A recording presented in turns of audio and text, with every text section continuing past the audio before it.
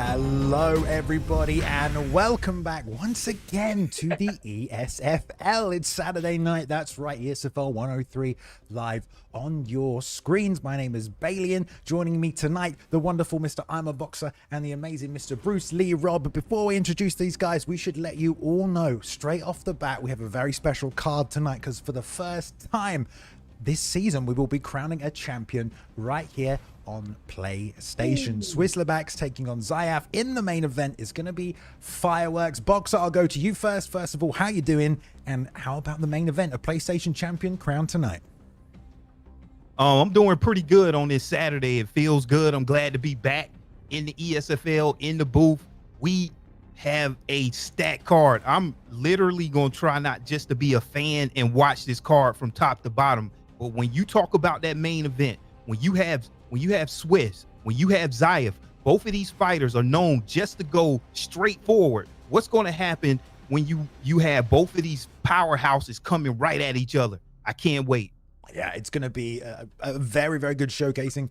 Two guys, I mean, one kid, Zyaf, just coming up from nowhere. Tonight, Zyaf is in the back. He's doing some work for us for the ESFL. This kid's got COVID, and he's in the main event fighting for the belt. So that is very impressive this evening. Rob, how are you feeling, sir? How are you feeling about this main event as well?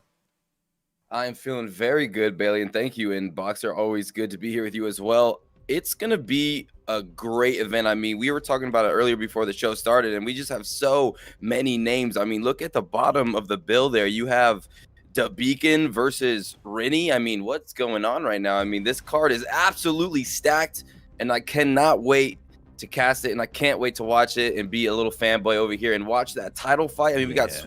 It's just too much tonight. Too much. Well, let's show the people what you're on about here, and too much indeed. I mean, there's your main event. Zyaf taking on Swiss right there. We are crowning our first Season 2 PlayStation 4 champion tonight. Co-main event, GOAT taking on Bulldog in a very well what could be a title eliminator matchup. Then Spill Actions versus Perseus right there as well. We've got Kai taking on Mad Turk, Gaming Echo and a Bathing Ash. The top half of the card, incredibly stacked. The old versus the new guard, the old guard, all the guards coming in to fight. But like you said, Rob, so many big names on the undercard. Dabikan, Rini, Papadoc, Lex the Great, Word Life, Prime Boxer, Gavin, Elite King, Hermes. I mean, this card is just full of killers tonight. It's only 10 fights, but every single competitor, all these 20 people, absolutely world class. Any names standing out to you tonight, Boxer, apart from the main event, of course? Man, of course. You know, I was looking like, how in the world did somebody like Prime Boxer come in and at the second fight of the day? That shows you just how stacked this card is. But if you want to look at one of the fights that I really got my eye on, that's going to be Rini versus Dabikan. Both of these players are elite level talent, and they can find themselves in the main event at any time. So that's one fight that I got my eye on, Rob. Yeah, no doubt. I mean, Rini was just on the OWC, just annihilating people with her submission game. And Dabikan is someone that could come forward and put a lot of pressure on you. You've seen him in a lot of title fights in a lot of different organizations, and man, he's cream of the crop. And then you got, I mean, Papadoc on the top of that prelim. I mean, it's just beautiful. I cannot wait. Yeah, I mean, talk about a great card. And this is the second card for PlayStation of Season 2. Much more to come. Just here in the ESFL, of course, if you haven't been paying attention, on Wednesdays there is the affiliate league for the ESFL, so you can catch other leagues like the UFL in there as well on the Wednesday nights. Then here on Saturday nights, obviously, we have an ESFL card. Sunday nights, another ESFL card with Martial Mind in the booth. And Fridays, how could I forget, the 80X Muay Thai tournaments as well. So lots of content coming out. 4 events a week here on the ESFL channel if you aren't keeping up with them. And rumor has it there may be another season of the official UFC Fight League coming, but I can't say anything about that, can I now? No, I can't. But I will say now, the first fight is ready this evening. It will be Hermes taking on Elite King. I don't know if he's from the EK camp, the Elite Kings camp, but regardless, he is here. Hermes is here, and they're kicking it off in the bantamweight division. It's going to be fireworks. Like we said, great fights tonight, great card. Sit down, settle back, let's get it on. So yeah, we got Elite King and Hermes MMA. Both guys 0-0. Both guys unranked. So I guess we're making their debut tonight, fellas. We got Elite King, calm, collected, good head movement, likes to press forward. And then you have Hermes, bounce ground game, good pressure, and likes to pull counter. So we'll see how this fight goes. Boxer at these picks. Yeah, right now, looking at these picks, both of these guys are sitting on Peter Yan. If they pick Peter Yan, this is going to be your balanced fighter. As you can see there, can get it done on both the hands and the ground. And one thing that you want to know, if it's going to be a fight between a mirror match, you want to get up in that stamina advantage because of that force of nature pickup here. Both of these fighters here are very, very experienced, got a lot of skill, and can't wait to see what these guys bring in this high-level matchup. Here we go. ESFL 103 for you guys this evening. First fight of the night. Elite Kings in the red gloves. Hermes MMA in the blue gloves. Bantamweight. Always a good matchup. Nice and fast. Some respect off the back. Everybody, let's get to it tonight. Season 2 is in full swing now, and we know both these guys are hungry to move on up a mirror match, but we're going to see who's coming out on top. Big kicks and trading in the pocket to start. Man, they're coming out throwing hands early and often. Man, they are not leaving nothing on the table so far, Bruce. They're not. They're just standing in the pocket and throwing bombs. Hermes taking the center of the cage right now, but Elite King's trying to answer back. Both men unwilling to give the Octagon control, banging it out. Yeah, nice level change by Hermes. Elite King definitely ready there with the uppercut off the lead hand. Sticks it in there again, but that straight right is piercing him in the pocket, preventing those combos. Going back to the lead hook straight. That's a nice adjustment to a switch kick to the body from Hermes. He's pushing back forward with that lead uppercut one more time. Catches him with a straight as he pivots out there. It's a little tracking issue on the game, but back to the body with a switch kick. Goes down low one more time. We've got to watch that lead uppercut because Hermes is getting get caught with that if he keeps stepping in.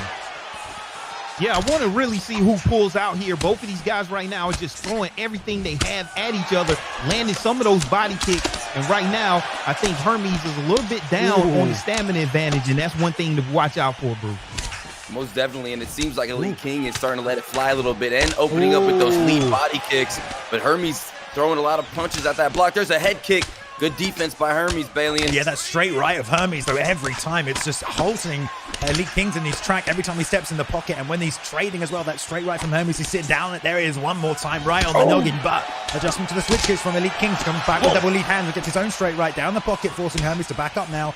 Using a lot more kicks, though. We'll see if Elite Kings makes an adjustment to that or goes back with the pressure. But they're just trading these lead hook straights so fast here at bantamweight. And good adjustments to the body by Hermes, but he's throwing when he's low on stamina that is going to tax him overall. And now he's backed up against the cage because he had to give up ground as he retreated. And there he goes, straight to the straight right. Lead uppercut catches him beautifully. Ducking right hand, drops him with the left hook.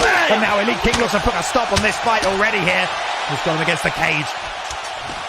Wow, and one thing I see Elite King is doing good about going to the body. Already got a couple of knockdowns. Like putting him in the big now, taking it out later.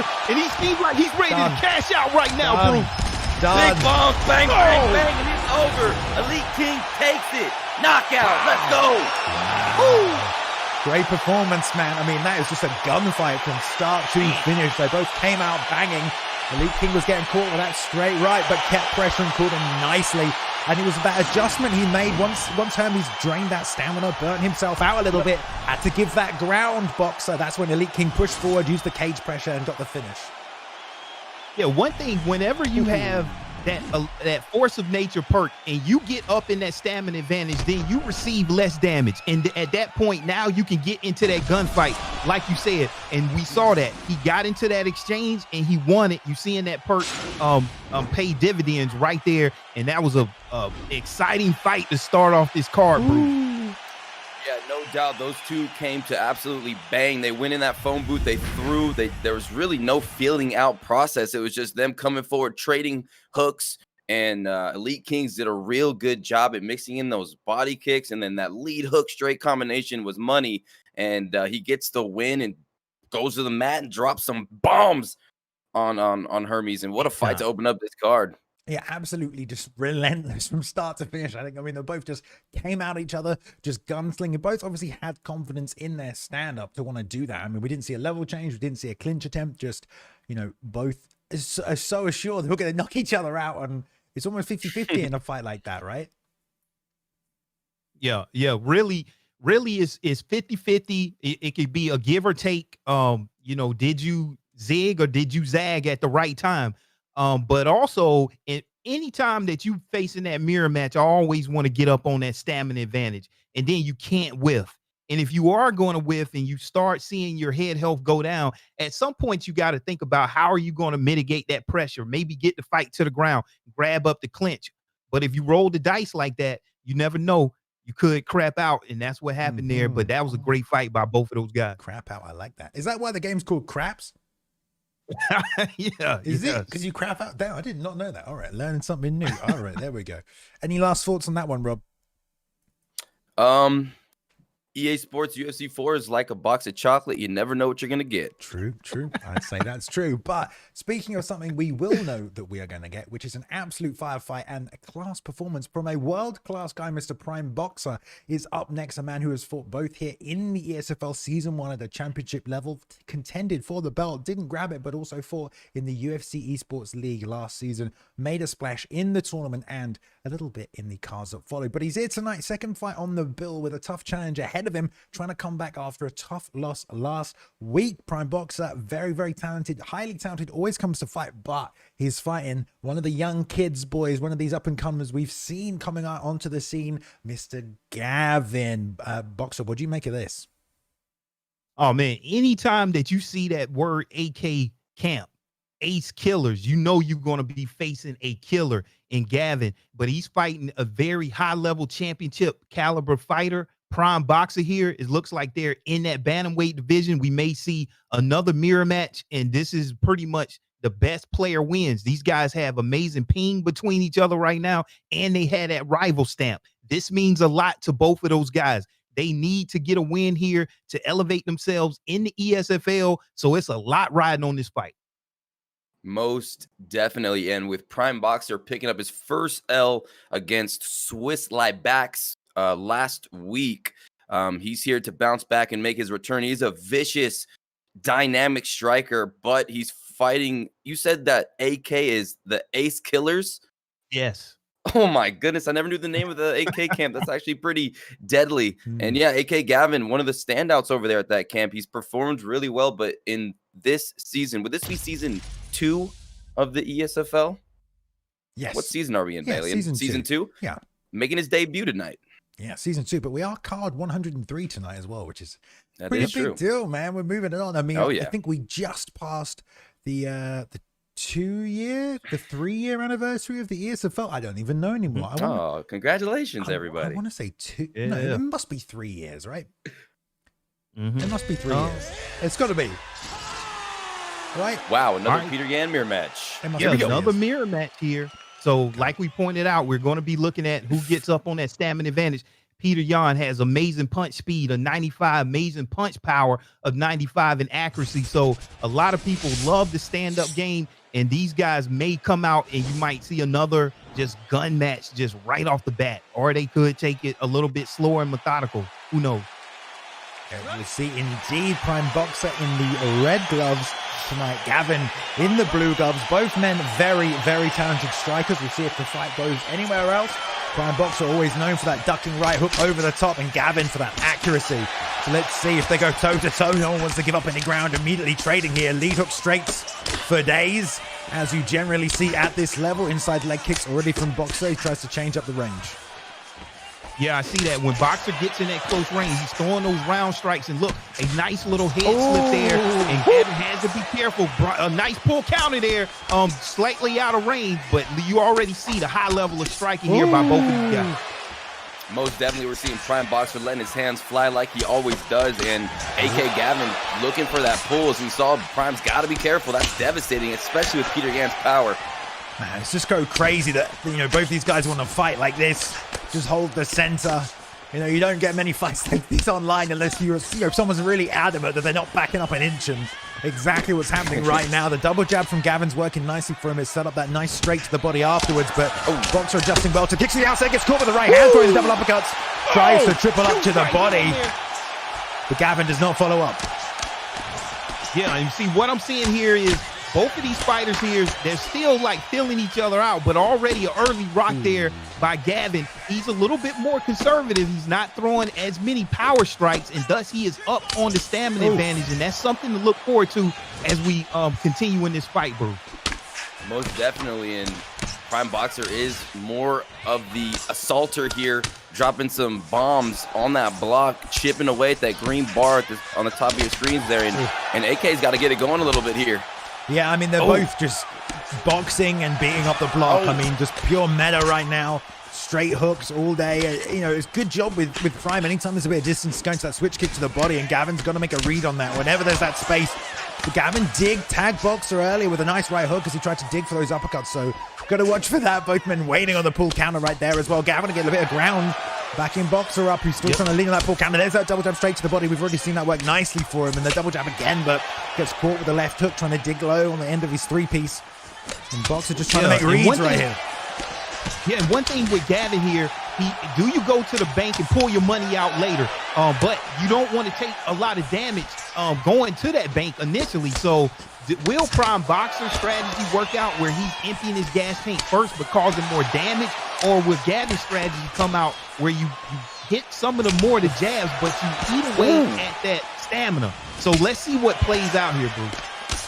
Right, I mean, AK Gavin is just eating so much damage and so much bleed through that block in the first round, and as the rounds progress into rounds 2 and 3, Boxer's going to be throwing some haymakers right there. Beautiful lead uppercut stuns AK, and now Prime Boxer is in prime position. Dig into the body. Big shot, I mean, it's such a dangerous game to fight like this. This is Prime Boxer's fight, and Gavin is just giving him exactly what he wants. He's standing in the pocket. He's going toe-to-toe to him. This is how Prime Boxer fights, man. I know Gavin wants to give and take a little bit. Maybe he's comfortable in this position as well, but this is where he shines. And anyone who has beaten Prime Boxer has taken him out of this element and out of this game plan, but Gavin's walking right into it right now.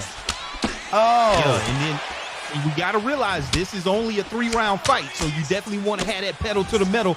A nice left body kick right there, and let's see if Gavin, he's down 1 round already. Let's see if he can come back because he needs to win. Yo, huge rock there. Beautiful job by Gavin.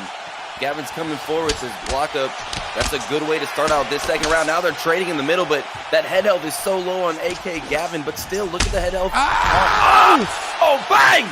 Beautiful rear uppercut. There's the double knees as well. Coming back in now with a double rear uppercuts off the jab. Switching back to orthodox and trying to chase Gavin and put him out. Gavin's doing a good job of surviving. Really leaning on that block. Going back to the 3-punch combination with the lead hook, straight lead hook, and there's the double jab back for Gavin. Now trying to circle away from that right hand, but we'll see if he gets tentative. He's gone right back in the pocket here to trade. And again, this is just one of those mirror matches where they're just swinging. Slips to the outside of the lead uppercut. Just saved his own life right there and gets onto the hook. Wow. Wow, what a tactical assault that Prime Boxer is putting on his target right now. Let's see Gavin come back from adversity and see if he can survive all of these rocks here. But right now, Prime Boxer looks like he is in control of this match, bro. Yes, most definitely. He's walking him down now, standing right in the face, daring him to throw with him, and AK just eating all these shots on the block, surviving a little bit, but that head health is blinking. He's so damaged right now. What's gotten in the air tonight, boys? These guys are just throwing down tonight. Big shots by Gavin. It's like who's got the bigger, testosterone. Well, beautiful uppercut though. One more time, Gavin gets caught. There's no block left, but he does get the up kick, saves him a little bit. And the head movement from these guys is just not defensive at all. It's offensive head movement only. It's a head movement to throw a strike. There's no defense. It's all on the block otherwise. And they're just beating it up on each other right now. I mean, this is just... lead up straight line. Off the head kick, pull counter. No Boxer stays in there as Gavin tries to swarm him against the cage. Yeah, and see, this is one thing you got to work. Watch out. Bang! You empty everything out. Boom! Gavin can come back, but nice up kick there. By Prime Boxer, and they're back to the center of the octagon, and this is where the tides can change here. Gavin needs to press early and often right now. Let's see what he does, bro. Yeah, sniper strike comes up. That up kick saves Boxer, but like you said earlier, I'm a boxer, is AK Gavin has the stamina advantage going in this third round, but he got, that's it. Wow. Bang! Good night. A bit too overzealous towards the end there. Low on the stamina through an extra punch. Nice pull counter read right there for Boxer. And just when Gavin thought he was turning the tide, Boxer pulls it out, man. He kept composed and gets the win. Good job. Yeah, man, it's so tough whenever you know you want your strategy to be to get your stamina down of your opponent, but you take so much damage in the meantime, and then by the time you think it's going to pay off, you're so damaged where you can't come back. And that's the game that you play, and it could have went either way. And so right there, you zigged and you should have zagged, and it went one person's way. I mean, I would love to see that fight again, but we've had 2 fights almost play out identically the same way. This is some high level stuff and how it's played, you know, at the top. Bruce. Yeah, and there's definitely something to be said about Prime Boxer's ability just to throw vicious combinations on that block in that first round, and he started snowballing with that Force of Nature perk. And then in round number 2, you saw Gavin coming back and having a little bit of a stamina advantage, but the Prime Boxer's pull counter was so beautiful, and that's just so devastating in this game right now. If you could hit a good pull counter uppercut, it's something I'm trying to work on with my timing, but it's not easy to do, and it's very skillful. So, man, enjoy. That was a treat.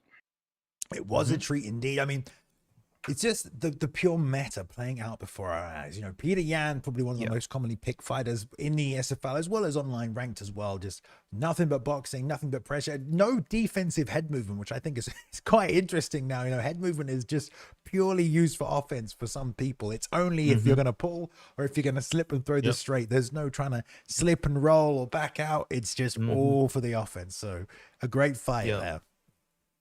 Yeah, and Bruce, you brought out a good point. To the novice eye, it could look like they're just rock 'em, sock 'em, right? But you know, to the more experienced fighters, we understand to pull off that pull counter so eloquently. You know your opponent is throwing a round strike or uppercut, and you can pull that and then immediately come back with an uppercut of your own. So you got to beat on their timing, on their rhythm. You know they're not throwing a jab. You know they're not throwing a straight, which you should sway your head. And you have to make these decisions on a split second. And this is where these athletes shine in the esports gaming. And when we see these little nuances, this is what elevates you to legendary status here in the ESFL. And right now, Prime Boxer looks like he's elevating his status with a performance like that. Yeah, no doubt. To have the patience in that pocket, to get the timing, and to have the wherewithal, to have the thumb dexterity to pull and just wait a little bit longer for that strike to go by you, and then to pinpoint a shot like that. I mean, it's so beautiful to watch, and it looks easy, like you said, Boxer, but it's so skillful, and it's amazing. That's what you get in the Esports Fight League. You get those sort of knockouts. Yeah, I mean, when both guys decide to fight at a pace like that as well, I mean, it's always just crazy. It's been crazy. It's whatever. All right, guys, let's take a quick look at the fight card one more time, because I know some of you only just arriving this evening. So here we go. We have had our first 2 fights of the night. Elite King taking on Hermes and Prime Boxer taking on Gavin, both at 135, both Peter Yan mirror matches. We're moving on to the third fight now with Leax the Great taking on Word Life. What a tough matchup that is going to be for both of them, because they're both so good. But main event this evening, Zyaf for Swiss-Libax. We will be crowning a PlayStation champion this evening, the first ever PlayStation champion for ESFL Season 2 of UFC 4. So we're going to see who takes it tonight. But up next on the next fight, like we said, Word Life taking on Leax. Very, very tough matchup. It's going to be at featherweight. Not to say bantamweight another time to put you guys up there, but let's get it on. These two are ready to go. Yeah, so when you talk about Word Life, he right now has been putting in a lot of work on his game, because I fought him recently in the streams, and he knows how to put on a lot of pressure. So I want to see Word Life do it when the lights are the brightest, when the stage is the biggest, because he has the game to back it up. And anytime you want to talk about Leax the Great, you talk about a very experienced fighter, a fighter that it really understands the nuances of this game. So to see these two clash here in the ESFL is going to be a great matchup. Looks like they're going to both be picking Alexander Volkanovski, maybe a very balanced fighter. But look, we got the 99 stamina king here with Max Holloway, bro.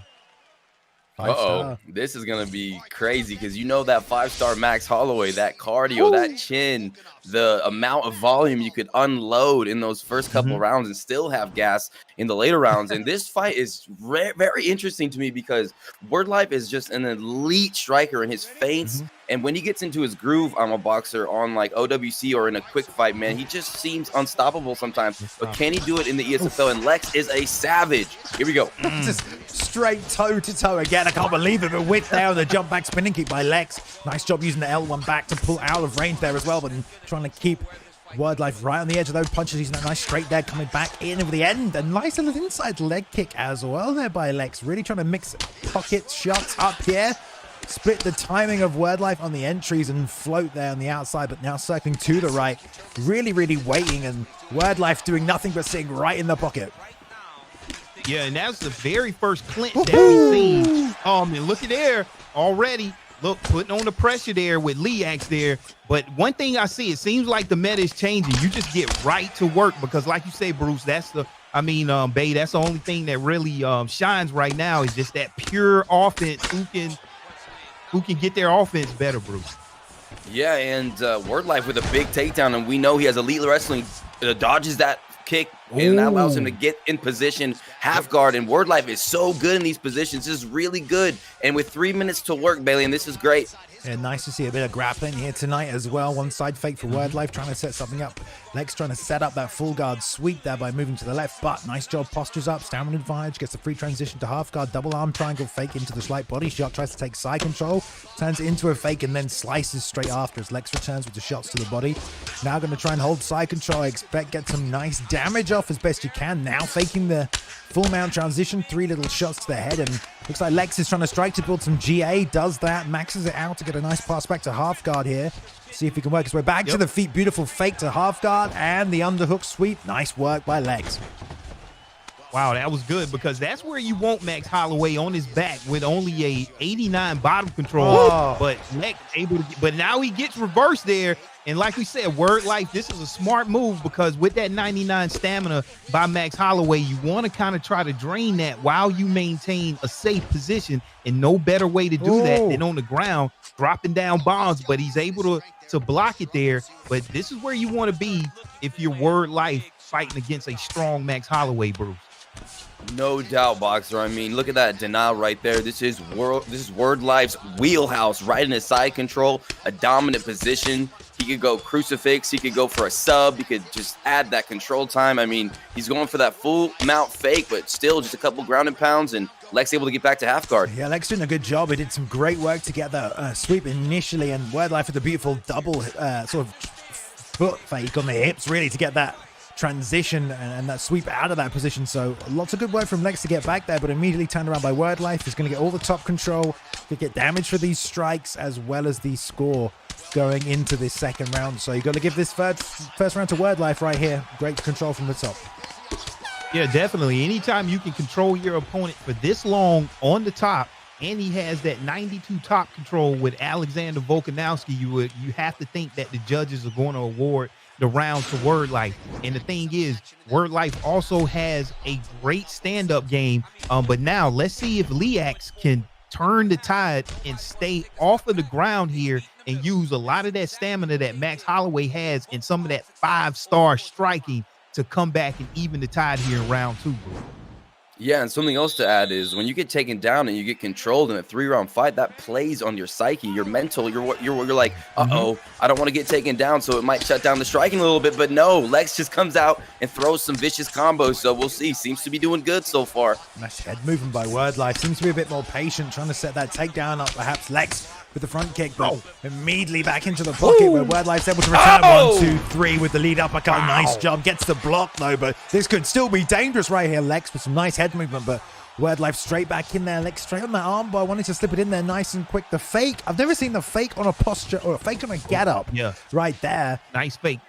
Yeah, just to throw that different look, because right now WordLife has a knockdown, and if he can control Lex for the rest of this round with a first round in the bag, it's going to be tough for Lex to do anything and come back in this fight without getting a knockout. So right now, WordLife is in a very good position in controlling this fight. And now in a dominant position, Stack Guard is raining in hooks.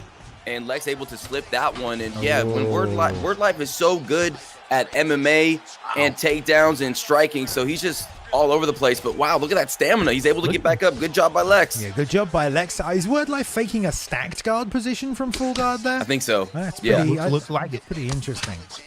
Good work on that, though. I don't know how easy that is to deny. Oh, head kick by Lex almost lands. Word Life dips out to the correct side. Would have taken big damage if not, but runs into the lead hook. But don't forget, Lex got caught here moments ago with a blinding 1-2 lead uppercut, and needs to be careful of that. It's the knee to the body, trying to come over with top with that right hand. Overcommits right here, and Word Life just taking all of us on the block. Good defensive head movement, trying to drain some of that stamina of Lex.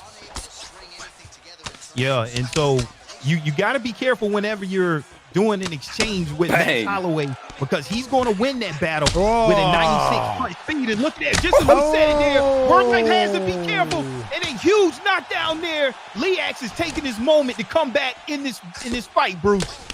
Yeah, Leax is starting to rally a little bit here. Beautiful shot with Max Holloway, and you cannot put Max Holloway away, especially with Lex. Oh, but a big whiff right there, and Word Life perfectly capitalizes on the moment with that stamina advantage and gets the fight where he wants it once again, showing his wrestling domination. Yeah, great job right there. Slips to the outside of the overhand. And, it was looking bad for Word Life there. He had no block left. His head health was, halfway down. Leg's doing a great job really putting some damage on Word Life in the stand-up after those 2 knockdowns. So Word Life has to grab this position here, and although he's going to probably ride this out for the rest of this round, I don't know if this will win him the round. He might posture up here for some damage, goes for the hooks in, but there's only 30 seconds left, so I'm not sure what he can do from this position, but great combat round right there from Lex. Good job. Yeah, great job from Lex there. I don't know if he did enough to win that round, as both fighters have knockdowns in the second round, and then I'm still giving the top control to Word Life. So if you're Leax, you definitely want to not only win round 3, but probably try to go for a knockout. Yeah, I think Lex needs to get that knockout in this third and final round. Word Life up in control time in that second round. Like you said, both guys got a knockdown, but it was good to see Lex let his hands fly a little bit. I mean, you obviously know he's not afraid to get taken down. He has the ability to get back to his feet. He's got the skills against a player like Word Life. It's so tough. He's got so many fakes, as we saw, Bailey, in that interesting fake that maybe some of us or you guys out there haven't seen before, that stack guard fake. I mean, he's got the tools. He's got the abilities. Let's go. Round number 3. Here we go. We got to see a knockout. We do indeed. They're going to touch him up for the third one. And that 1-2 just completely destroying the block right here. But good job by Word Life slipping to the inside of that straight. Counters it nicely, and that completely halts that offense. So we're going to see if Lex can time the entries correctly. Nice ducking right hook over the top as Word Life tries to stick that stiff jab. Keep him at bay, and the teep falls short, circling out now. Got to be careful of the lead hook. If he keeps going that way, switches to the right-hand side. Frames out. Beautiful work by Word Life. He's using great defensive head movement and footwork as well. Into the double. Right hand over the top. This is good so far from Word Life.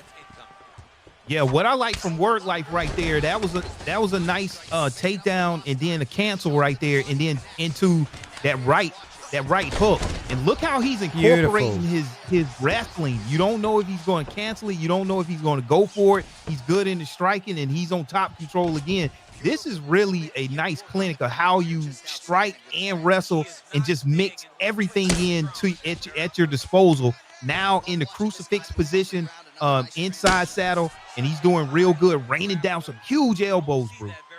Yeah, Word Life is just a phenomenal mixed martial artist, going for a fake right there on that submission, and now he's inside saddle, just very patient, you could tell. And Lex trying to escape. Good job getting back to side control, but he's not out of the woods yet. Again, there's that crucifix, Bailey, in dominant position for Word Life, dropping bombs. He can finish the fight here. He's got plenty of time to control. Nice job by Lex, gets back to side saddle, but I mean, this is where he was a couple of seconds ago, and he got put straight back in this position. Hasty rush back to half guard here, and now the box being beaten up, and there's denying the side control. Half stamina left now. Word Life going to go in for that beautiful arm triangle right there. Really going to try and work that through. How does this race look? Laws taking his time with it. There's a big bar right there. Probably going to get away. Nice job. Wow, interesting. You get the reversal from that position as well into side saddle himself. Not a smartest move by Word Life there. Perhaps we'll see if Lex decides to get up a whole position. Nice job using the sprawl fake right there to deny the timing of those strikes and gets a nice half guard. Yeah, this is not going to get it done. I wouldn't be surprised if you try to see Lex get up here, because unless he gets a submission, I don't think he's gonna get it done with any wrestling on top. I mean, his best bet, like we thought, yes, is to get up and knock your opponent out, and we see he can do a lot of damage very fast. And Word Life, all he has to do is survive this last minute, and I think he'll get a win here in the ESFL. But it's not over with yet, bro. No, not at all. And that Lex is coming in for the kill, the clinch. Word Life trying to get the takedown. He gets it. He dodges that kick and jumps in his guard. Ground and pound. Word Life with a huge takedown. Going for the guillotine, but does not have enough time to finish it. Great third round from Word Life. Great job staying composed, and nice to see, you know, a bit of a different strategy work towards the victory here tonight after those first two barn burners non-stop. Obviously, Lex came out nice and fast as well, and so did Word Life, but mixed in the wrestling, good top control, great fakes, new transitional fakes we saw as well. Good ground and pound and dynamic takedowns. Shot some nice driving double legs, got some takedowns from the clinch as well. Great, well-rounded game by Word Life, and you think that would lead to the victory tonight. Yeah. Let's see who takes it here. And this is one thing that I saw with Word Life. A little nuance. He would back up and then wait for the up kick late. Let's see. Ladies and gentlemen, after 3 we rounds, we go to the judges' scorecards for a decision. All 3 judges scored this contest 29-28. 2 rounds Played the winner by to 1. unanimous decision, Alexander. For Word Life. Yep. It's a W tonight. And Bailey, and one thing I was gonna say with Word Life, it was one little nuance that a lot of people may not know. Whenever he would get that takedown from the clinch position, he wouldn't just do the diving punch immediately. He would wait until that up kick cleared, and then he would go in for the diving punch, and then commits his domination on the ground. And just those little nuances can take your game to the next level. It's the difference between having the fight where you want it on the ground or getting up kicked and keeping the fight standing, where Liax had the advantage. So that was a great job there. That little nuance there by Word Life. We say he's playing good right now, and can't wait to see where he ends up and what he does in the weeks to come, Bruce. Yeah, Word Life has impressed me, and he showed up and he performed very well. And his ability just to mix up his striking. We all know Word Life is a dangerous striker. He's got great, vicious pull counters. He's got a great ability to put the pressure on you. But in that fight, you could tell he was using everything. All of the tools in his toolbox are on display there, and mixing in his wrestling. I mean, it just looks so beautiful out there. And Lex is a very, very dangerous striker. Had Max Holloway 5 stars. I mean, he just had he's just a tank. You guys know what I'm talking about out there. And to just nullify that game plan of Lex to get that knockout and just mix everything up so nicely, it was just so fun to watch, and a very, very amazing performance by Word Life. And he finally gets his first win. I mean, that was his debut, but here we go. Word Life starting his next chapter in his career in the ESFL, and a bright future for this kid, I got to say, because Lex is no joke. This kid is phenomenal as well. So great fight. Yeah, great fight indeed. Very refreshing fight as well, based on the different calibers of fights we've had. Guess Rob had to go somewhere really quickly there so far this evening, and some new things there. Apparently, Boxer was a undeniable get-up fake there from Word Life in that position. So some nice nuances to his game that we don't always see as well. Just throwing some new things in there for you guys to try out at home as well. One benefit of obviously watching the ESFL is being able to pick up stuff and put in your own back pocket. You know, the game originally is never designed as an esports game. You know, it's just designed as a video game for people to play. But when you give it to the highest level guys, and definitely with the ESFL, you know, we've cultivated an esports scene. So people try and find the way, you know, to play the game effectively or break things as best they can. So nice to see different elements of the gameplay. One thing I did like from Word Life is obviously the defensive head movement when he was backing up, which is something we haven't seen a lot of tonight. But also, whenever he was pivoting, he would slip first and then pivot, and that's how you set up the reverse position pivot. Because if you just pivot out, you know, you don't move as much. But if you slip and then pivot, so he would slip left and then pivot to the opposite side to try and create that transition. Didn't get it, but there we go. All right, we're going to move on to our next fight of this evening here. 2 men as well who, well, excuse me, not 2 men, a man and a woman tonight. There we go.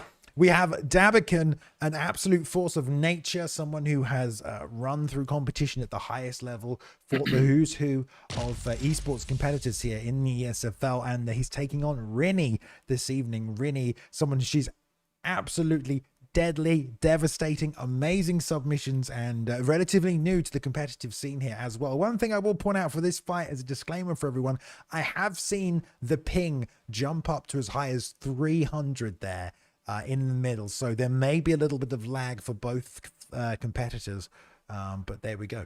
We'll see what happens. Yeah, so anytime you talk about Rini, number 3 right now in the leaderboards in OWC. So anytime you can work your way up through that list of just knockout killers out there in the worldwide internet, you know you're dealing with a very strong fighter.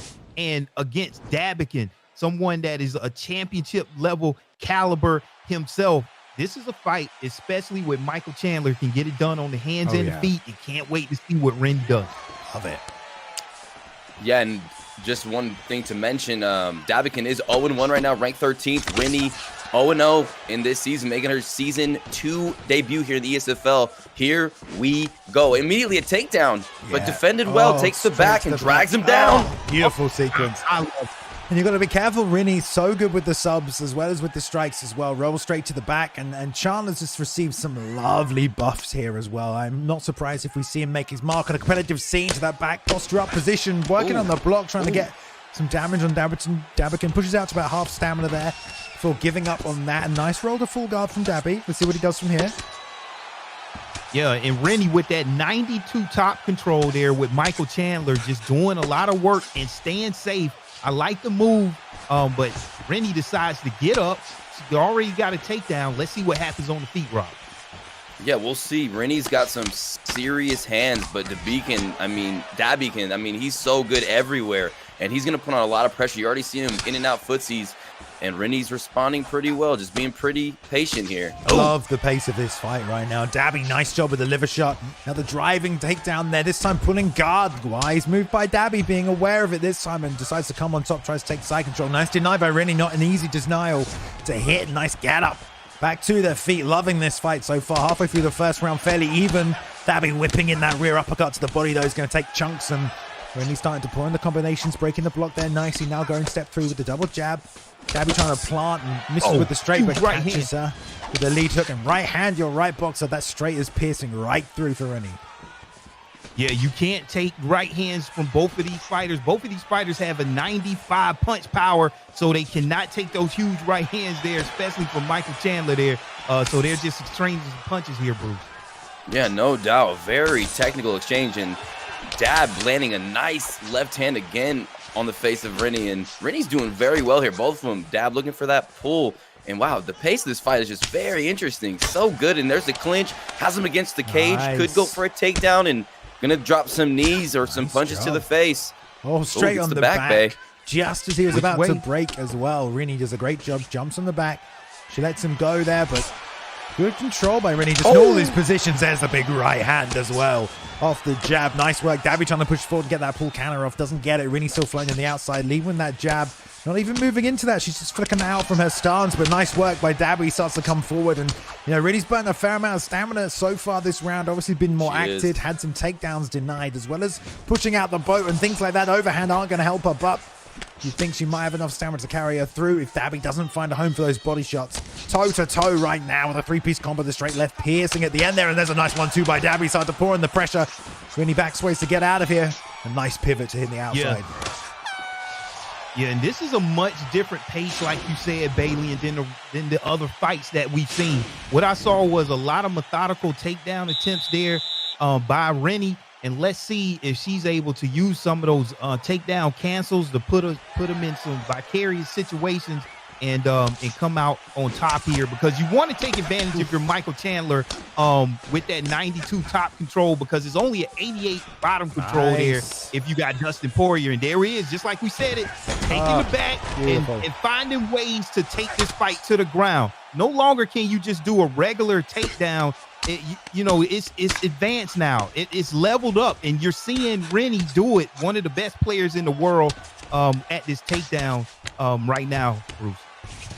Most definitely, Boxer. And it seems like she's so comfortable and she's drilled it so many times. It just looks like so easy for her to get that takedown.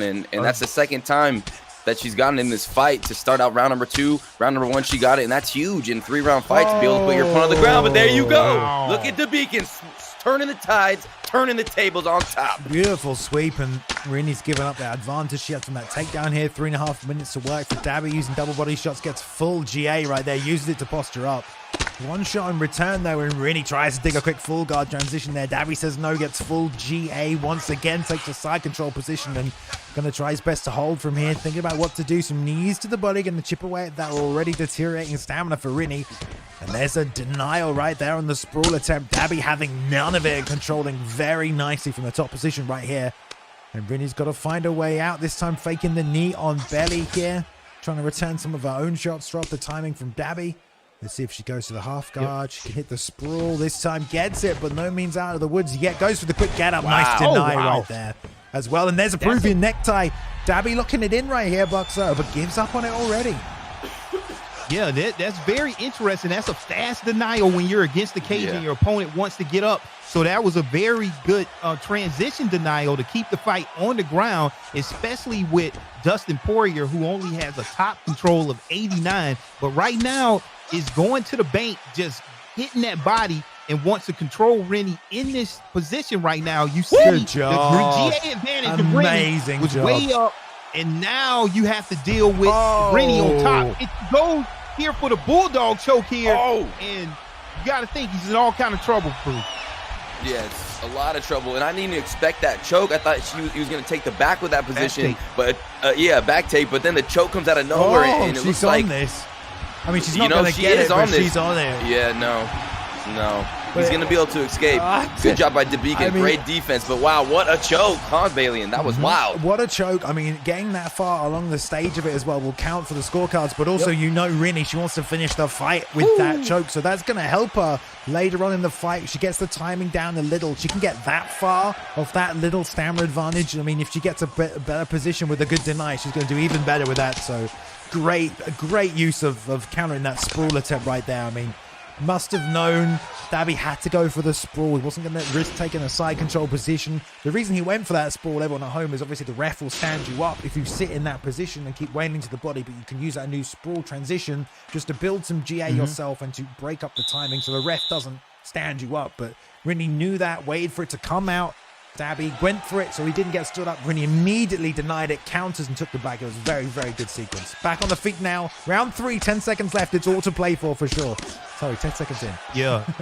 And I like you say, I mean, I can't say enough about the pace of this fight. We're seeing so much methodical things there. It would have been nice to see if Rini could have got that clinch attempt, but missed at that time. I mean, they're really making this game look really nice, because this is kind of like what I think when you have it in your mind, how methodical and everything is so calculated. It's not just rock 'em, sock 'em. And this is a real nice looking fight here. Yeah, definitely. And there's the takedown from Rini, but no, Dabikan says, sorry, I'm going to take you down. And that's huge for Dabikan. I mean, that sequence is just amazing. And now he's trying to defend that side control position, ends up on top, and now going to rain down some punches. And he's in a great spot here with 3 minutes left, Balian. Yeah, he's not going to make the same mistake again. In fact, gets up this time. Beautiful adjustment. Twice he got taken down by that back seeing position. And the actual drag downs there from Rini were great. 2 takedowns from that, but this time ready for it. Immediately hits a takedown of his own. So great adjustment to deny. Is he going to get it again? She doesn't. She does. Gets the late deny. Yeah, so finally Dabikan is catching on to Rini's game and making an adjustment, because Rini is real good at these takedown cancels, and that's those double leg cancels. But then as the submissive fighter, you can take your opponent down whenever they're in that single under. So that a lot of times that doesn't come out unless you're looking at these high level fights. So it's going to be interesting to see how what Rini does next to get her opponent to the ground.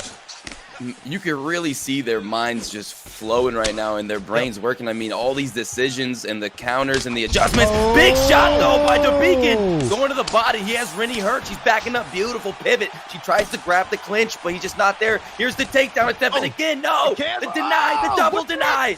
Oh, in the clinch! Nice Oh. adjustment, and goes for the Oh. guillotine as well. Oh my God, so much on display. Amazing sequence. So amazing good. sequence right there. Really? This is why I'm entertained, man. That's I mean, amazing sequence. Rini's got to do something to get this round back, though. And a few times she's had a failed attempts on that. She gets it, locks it in. Beautiful. That is huge. Big damage if she can get some damage off. Maybe hit a submission, and she's going for the arm triangle right now. She's already had one attempt at this to learn the timing of Dabikan. One of the best to do it. He's going forward and backwards, making an immediate change, not chasing at all. So if she can make a pivot on that. I mean, this is what we mean, guys. She only needed one attempt earlier on. He's going out, boys. He's going out. Now Dabby's trying to push a bit further around on the circle. It looks like she's going to get it. Great job. What a fight. What a fight. Gets the submission Dang. for the win. Wow. Amazing performance. If you're not a fan, I bet you are now, man. What a great performance from both of them. Wow. Yeah. What I saw in that fight was Rini came in with a game plan, faced some adversity. She stuck with her game plan, and such a beautiful game plan with those takedown cancels, and they come from all different type of angles, clinch attempts, and able to get the submission. She knows she's one of the best submission artists in EA Sports UFC 4. And if she doesn't get you the first time, the second time, you better watch out for the third time, because she is going for the win. And that's what happened here against a very strong, high-level, championship caliber Dabikan. I would watch that fight 10 times over. I'm going to look at it for those beautiful sequences, Rob. That was an amazing fight.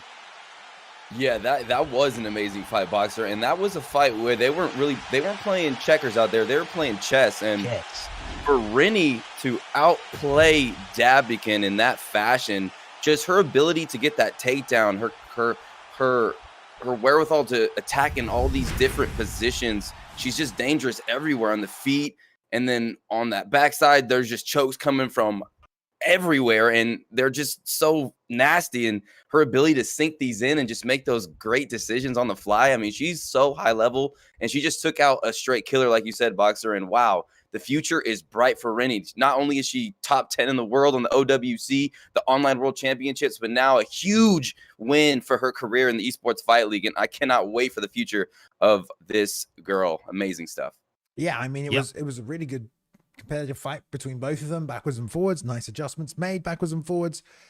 You know, whenever that fight hit the ground, we saw Dabikan controlling, landing a bit of ground and pound, but he did give up those positions a few times. And obviously, if your opponent is trying to lock in submissions, it's understandable that you want to get back to your feet. But if you're only prepared to do one part of the MMA game, which is to strike to win the fight, and the other person is looking for all facets to win, then you're going to have to, at some point, make an adjustment to that unless you can stop that takedown. Now, obviously, the double leg bail is now the new way to get those back sitting positions. Before, the single leg bail was an option. It was changed, so you have to be a 30% stamina advantage in order to initiate the single leg bail. That is no longer the case. The double leg bail is there, but obviously that ends up in the over-under position, where, of course, you can just initiate your own takedown, which Dabikan did to try and counter those positions. But unfortunately, she was able to grab that headlock right at the end. A minute left on the clock, goes for that submission. And, you know, I mean, I don't care what anyone says. That's impressive. If you don't like submissions, very guys, impressive. Guess what? It's part of the game. You know, I'm sorry, I don't know what to tell you. It's mixed martial arts. Go watch Friday night, guys. Come on. Yeah, it's a mixed martial arts game. Anything at your disposal, whether that's the clinch, the back takes, the double leg bails, you need to know them all when you get here in the ESFL, because you can't just depend upon your boxing, as you can see. And that was one of the best sequences that I've seen commentating here in the ESFL, where we had that double leg bail and the submissive fighter going for the reversal, and then that gets denied, and then Rini ends up going for the choke, which gets denied. Like, it's a lot of stuff, like I said, to see and to gloss over at the naked eye. But the guys and all the competitive players know what they're looking at. That's when you see two players that really know their stuff. So that was an exciting fight. Yeah, you know, the fight is good on the ground and it's high level when someone locks in a position or gets a flick and a counter, and your heart starts racing and you get all excited. Usually it's from the hands and it's on the feet, but when those ground exchanges are going on, it's just so crazy, and it's just so razor close with these quick decisions on the fly, and their ability to, you know, perform under the bright lights of the ESFL is just absolutely incredible. And wow, that was just such a different paced fight, but it was just so magical in its own sense. I loved it. I loved it. Yeah. And when you're fighting against someone who has 5-star chokes like Chandler does, and they deny you from that side saddle position, I mean, you're going to have to try very hard to get out of that choke, unfortunately. And that's just the way the cookie crumbles, man. If someone's that good at chokes, don't get put in that position. I mean, it's hard not to. There was an adjustment to that headlock, so there had to be a stamina advantage in order for you to be able to initiate that hip toss, and that is the case now as well. But she still got it off. So there we go. Let's move on to the next one, shall we? Then moving on, we have a former champion this evening in Papadoc, ready to take on Lave, Wavy, and middleweight now, guys, as well. So we're moving up different divisions as well. They are both ready, so let's move on.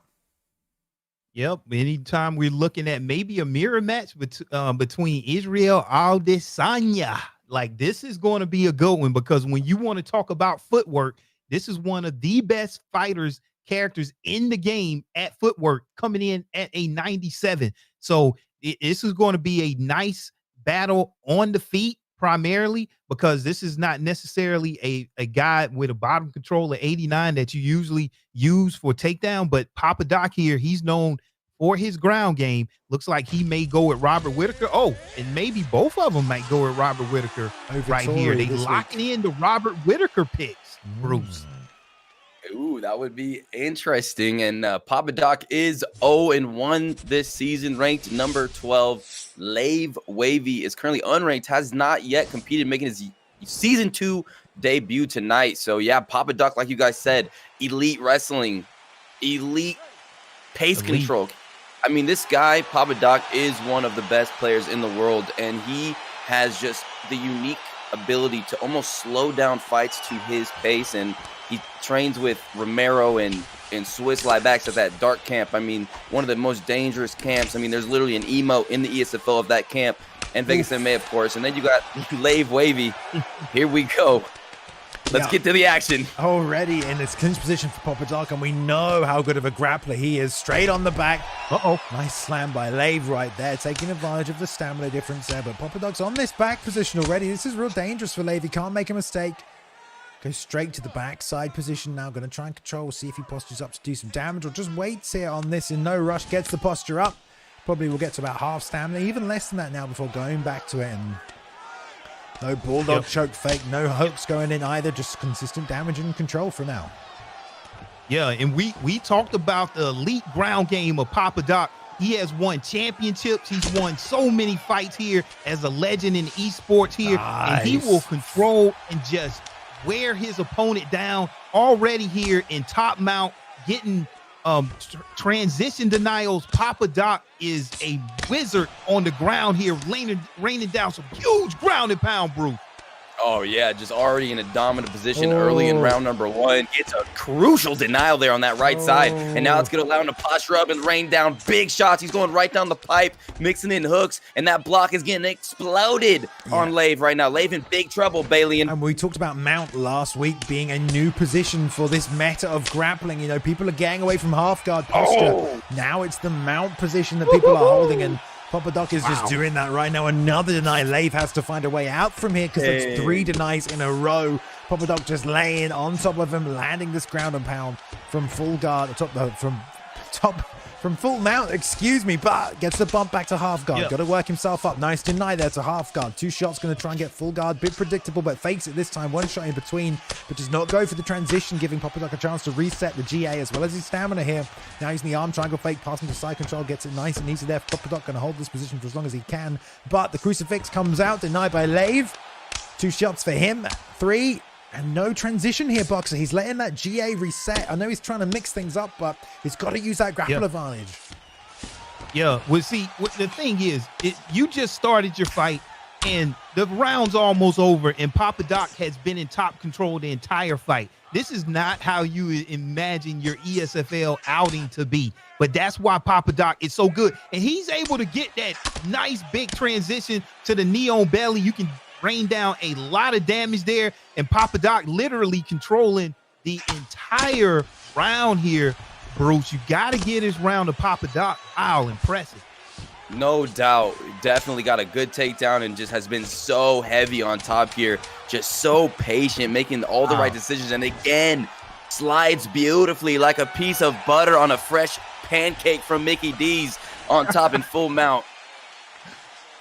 Complete control by Papadoc, and that first round goes with the Robert Whittaker pick and grapples the entire time. I mean, that's Papadoc. He wants to do both. Good job with these knees that just drove him backwards towards the cage. He jumped on the back. He got the rear naked choke position, or the backpack position, we should say. Lacey dropped to the ground, and then from there it was just all control from Papadoc. Now, hopefully, we'll see Wavy. Yes, go. Have you had pancakes from Mickey D's? It's so good. I don't think they do pancakes at McDonald's in England, man. I don't think they do pancakes there. We have hash browns, but we don't have pancakes in England.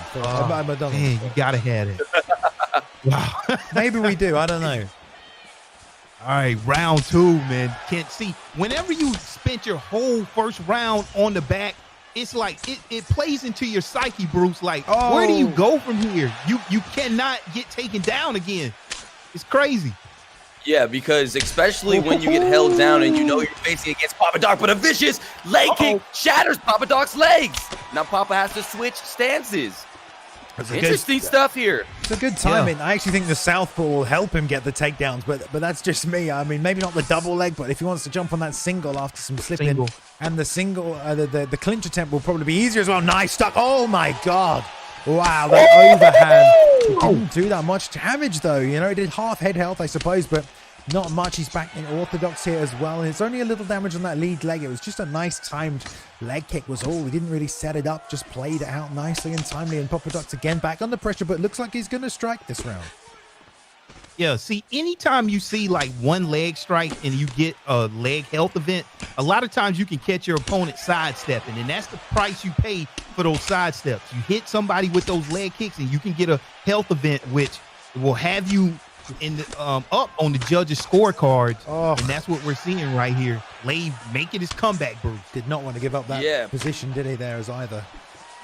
No, he didn't, and Papa had him almost trapped for a little bit, but Lave coming out in round number 2, and I must say, he's looking smooth, and he's not, I mean, he's letting his hands fly. He's not turtling up. He's not, waiting for that takedown. He's on the offensive, cracking that left leg again, and you can see the redness on that left leg. Papadoc in a little bit of trouble in the second round. Lave making a rally. Yeah, nice job getting that lead hook to the body in there, but he is taking some shots from the chin from that left hook from Papadoc, and he's lost some head health from all that ground and pound as well, so don't forget, he took some damage in that first switch back to southpaw here for Papa, but he eats a straight lead hook. Nice job by Lave. Wavy just slips it in there nicely. Papadoc going with a straight lead hook straight and breaks that block down. But nice floating play. Wavy on the outside. Slip. Trying to counter with that straight left, but Lave has got enough space now. Can't get himself outside that black octagon on the outside. Oh, the body kick misses big, and Wavy gets some space and some nice counter shots in there as well. Yeah, and what I'm seeing right now, it looks like this is going to be set up here for a nice third round here. Both fighters seem like they might be going into round 3, 1-1. Yeah, definitely. Lave looking phenomenal right now. I mean, these strikes, the in and out movement. Here's a takedown from No. Late denial. Beautiful job right there by Lave. Lave really cooking right now. I mean, his ability to... Dude's not down there. He got hit on the exit. Papadoc! Oh, he's coming! Just throw the round. Oh, man. Wow. Papadoc just stole that round right from Lave. Wavy just snatched the rug right from up under his feet when he had the round in hand, just when we thought it was 1-1. Now, if you're Lave, you know you can't get taken down. You know you can't lose this last round. You have to come out guns blazing, leave everything out there, throw everything at your opponent and the kitchen sink. But that's going to be easier said than done against Papadoc, which is flowing right now, bro. I mean, man, after getting, slightly picked apart for the whole chapter of that round, Papadoc still is so nasty on the feet. He might have even stole that round back. I mean, just beautiful stuff from this former champion Papadoc. And here we go, round number 3. I think Wavy needs to get the knockout, and he's looking real good. So here we go, round number 3, Lave versus Papadoc. Yeah, I mean, Lave is content to trade, but I mean, he's taken so much damage, especially from that first round, all that full mount ground and pound, and one straight. Oh, but he catches it. Oh, nice slip to the outside, and Papadoc gets the clinch. One knee up the middle. No, here comes Papadoc. 3 hooks to the body, straight back to the body kick here as well. Lave Wavy having to back up to the cage, and Papadoc, you know he's looking for the kill right here. Jabs into the straight right. Lead hook comes in as well, not following up. Double jab, rocks him. Another one, the head kick. Papadoc all over Lave right now. In huge trouble here. Papadoc pouring on that pressure, nice and methodical. Can Lave Wavy get through some of this adversity here? Papadoc knowing when to move his head, knowing when to just to strike in advance. And a huge right hand there by Papadoc, pouring on the pressure. Can he get the knockout, Bruce? Oh, big shot to the body. Lave answers back against the cage. It's a firefight, ladies and gentlemen. Papadoc going in for the kill. He's like a lioness trying to feed his young right now. And Lave's like a hyena, like, please, leave me alone. Oh, my goodness. That straight right, though, that's keeping him away. And Papadoc's taking a fair bit of damage on the head health. Oh, but there's one lead hook. Rocks him again. Body shot from Papadoc. Just swarming him. And Lave Wavy just whiffing on those hooks. That's not going to help him. No stamina, almost into that right hand, and it's just a matter of time now. Lave has got 2 minutes 30 to survive, but he's down on the scorecards. Has to pull something big out here. Yeah, and what I'm seeing here is these nice hook counters here from Papadoc that is just giving him all of these rocks here. And Papadoc here is in charge. Another knockdown there by Papadoc. He knows he has the game. He's not even jumping on his opponent, just having a good time right now in the ESFL. Bruce, he has his game right where he wants it. Yeah, Papadoc just continually landing the big bombs. Now walking down Lave Wavy. Another head kick, but Lave answers back. Down his stamina. Big body shot. Flatlined. Woo! Oh, my God. Did he break his neck? I mean, that was some ragdoll right there. I mean, that's crazy. Man, that's such a tough test for Lave Wavy there. I was going to say, Boxer. I mean, a real tough test. Papadoc, former champion, complete, total veteran. Just such a tough challenge, and he gets it done tonight. Look at that. Jesus. Wow. Got the action cam. So one thing that I saw which turned the tide there in that third round is that hook counter. Whenever Papadoc blocked one of the leg kicks, he was able to return that lead left upper hook of his own, and it was just all downhill from there. Papadoc, one of those fighters that primarily early on was a wrestler, but now you see his game continuing to evolve and get better and striking with the best of them. I mean, Papadoc has it all against a very strong Lave Wavy there. And I like the pace of this fight because it wasn't as slow as the Rini fight. It wasn't as fast as some of the first fights that we've seen. It was right down the middle, just right. And that's where, you know, Papadoc thrives at that pace and got it done today. Yeah, and Papadoc is just one of those players where his wrestling and his ability to take the fight to the ground or choose to stand up, you know, he has that just dominant factor in his grappling, but he sometimes gets a little bit picked apart on the feet, but he has like this ability to just devastate you on the feet. And when he has you hurt, he makes you pay so dearly. Something very special about his striking. And he showed it there again. I mean, just world-class grappling, world-class striking, and just world-class methodical game planning. I mean, he's just so good out there. And you forget how lethal of a striker he is, and he'll surprise you because you're like, okay, he wants to get me to the ground. He wants to control me, but hold on. In his back pocket, he's got some bombs, and he's about to throw them down on you. So, wow, Papadoc is a force to be reckoned with. I agree.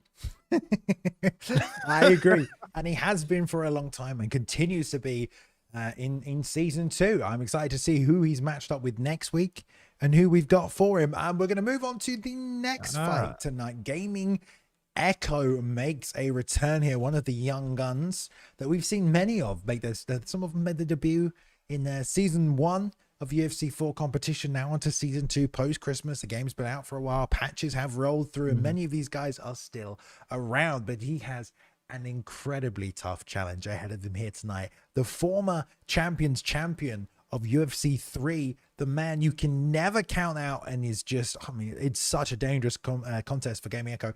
It's Mr. A Bathing Adam, aka A Bathing Ash, at middleweight once again. Let's see what they do. Yeah, and I see them playing mind games here, both standing on Dana White.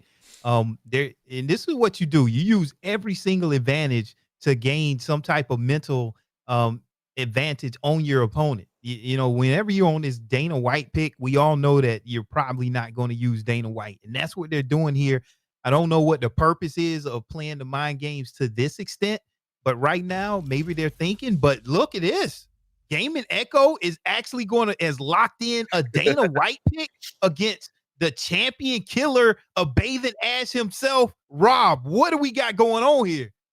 Yo, I have no idea, because Gaming Echo is someone that really likes to attack with his submissions and his ground game. He's just so lethal with them, but maybe he's out here to prove a point. Here we go. Dana White versus GSP.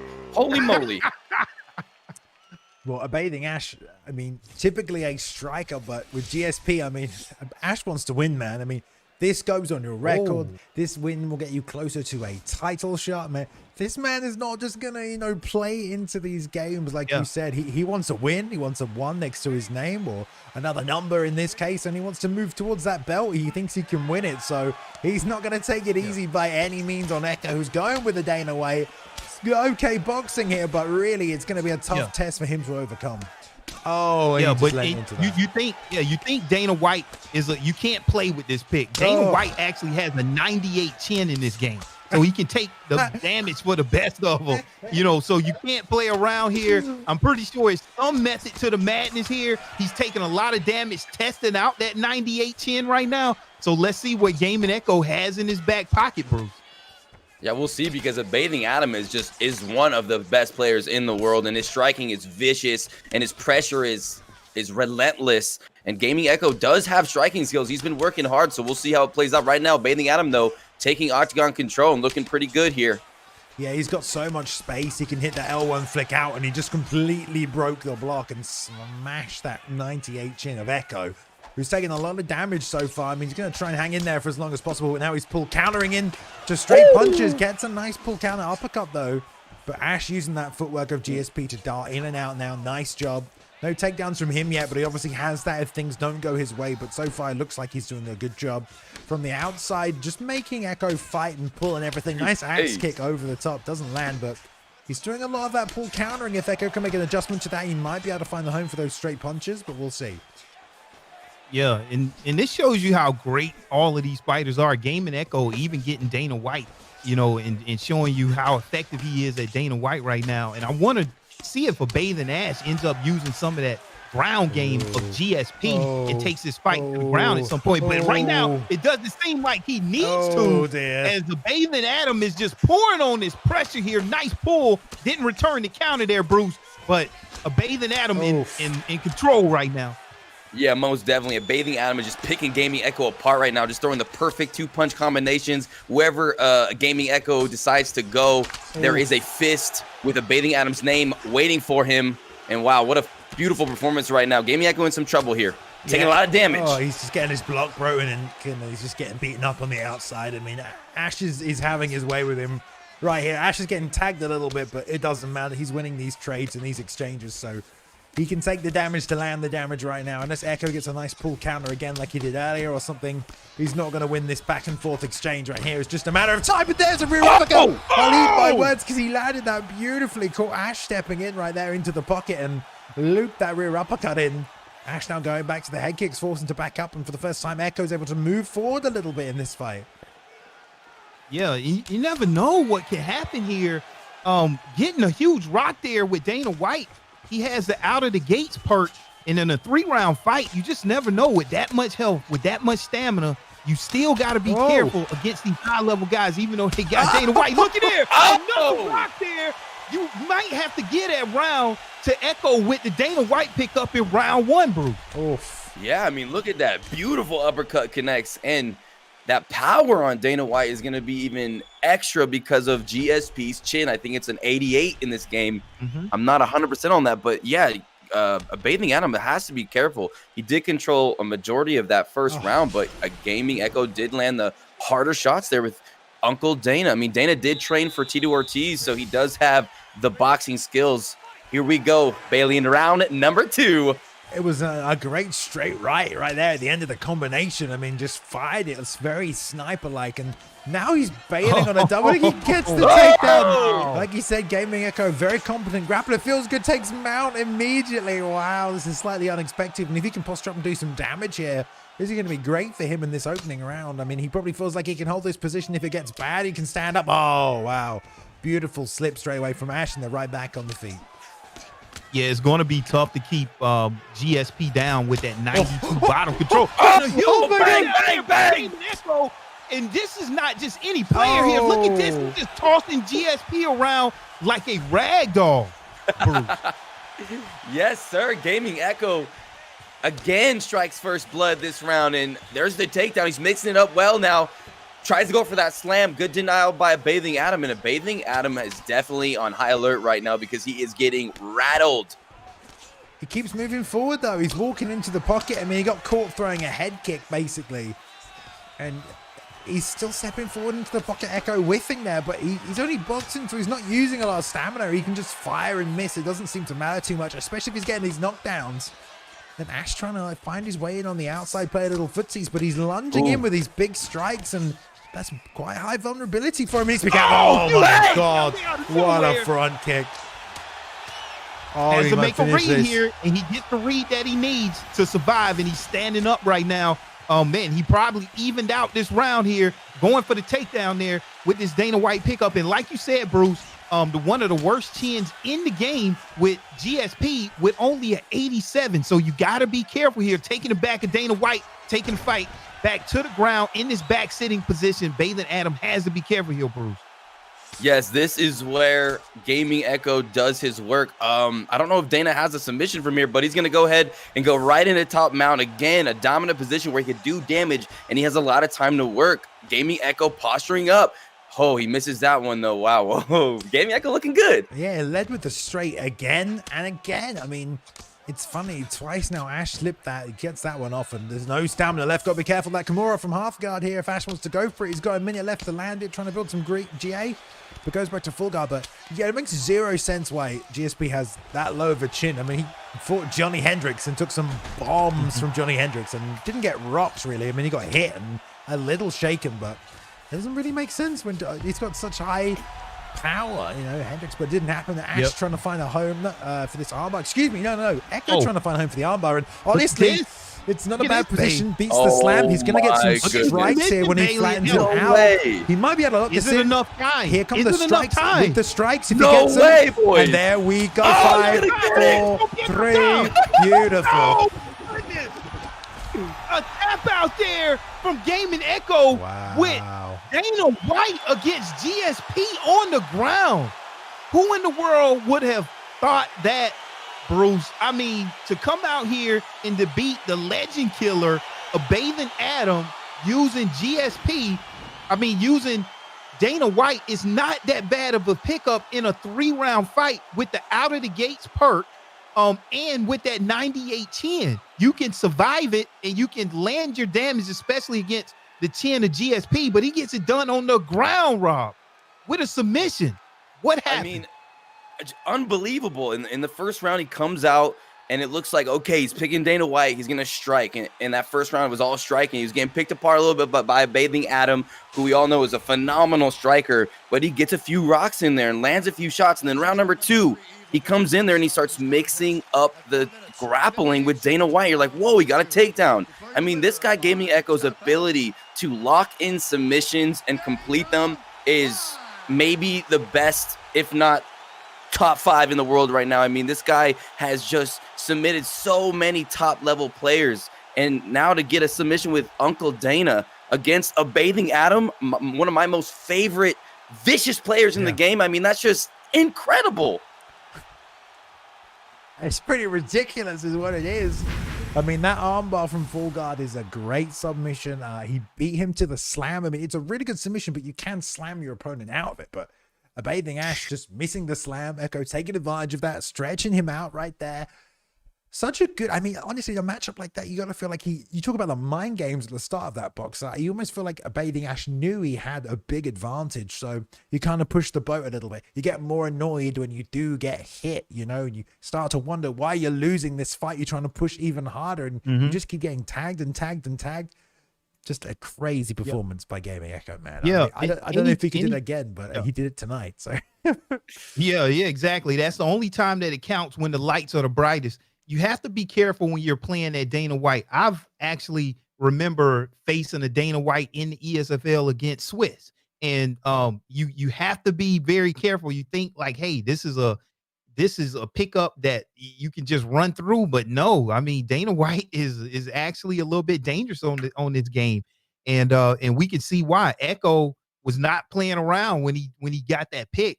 And yeah, the mind games of that, getting beat by Dana White, man, that's strong, especially against a former ESFL champion, champion of champions, tournament winner. I mean, man, that was a crazy performance. We're seeing a lot of things that I just never thought would have happened here tonight. But wow, great fight. Yeah, I'm very impressed with Gaming Echo's ability. I feel like where he excels is his nerves. I feel like he's cool, calm, collected. He game plans really well, and man, he is so lethal when those submission mini games pops up. When those sub mini games pop up, I mean, it's just, I know I'm struggling with those mini games, and I practice so much. So I really respect how good someone can get with those, you know, mind games and the control. I mean, it's just very dangerous, and he's one of the best at that. So yeah, he's just taking everybody out. I mean, what kind of a streak is Gaming Echo on? I think he's won like his last 4 in a row by submission, like all top level players. So wow, he is on a roll right now. Get him out of here. very, very impressive tonight from Gaming Echo, man. Excited to see who he gets matched up with next week, because you know he'll want a big name to bet, and you got to feel for Ash there as well. You know, kind of let that one slip through his fingers. And I see a lot of people in the chat tonight. You know, if you want to sign up for the ESFL, you're more than welcome. Of course, you'll have to make your way through one of the affiliate leagues before you even get your shot in the ESFL. And if you can do that, then I think you can maybe criticize some of these other players here, because a lot of people ready to jump down some throats of guys who have done some fantastic things in these games. So save your criticisms. I think if you want to compete, you're free to compete. All right.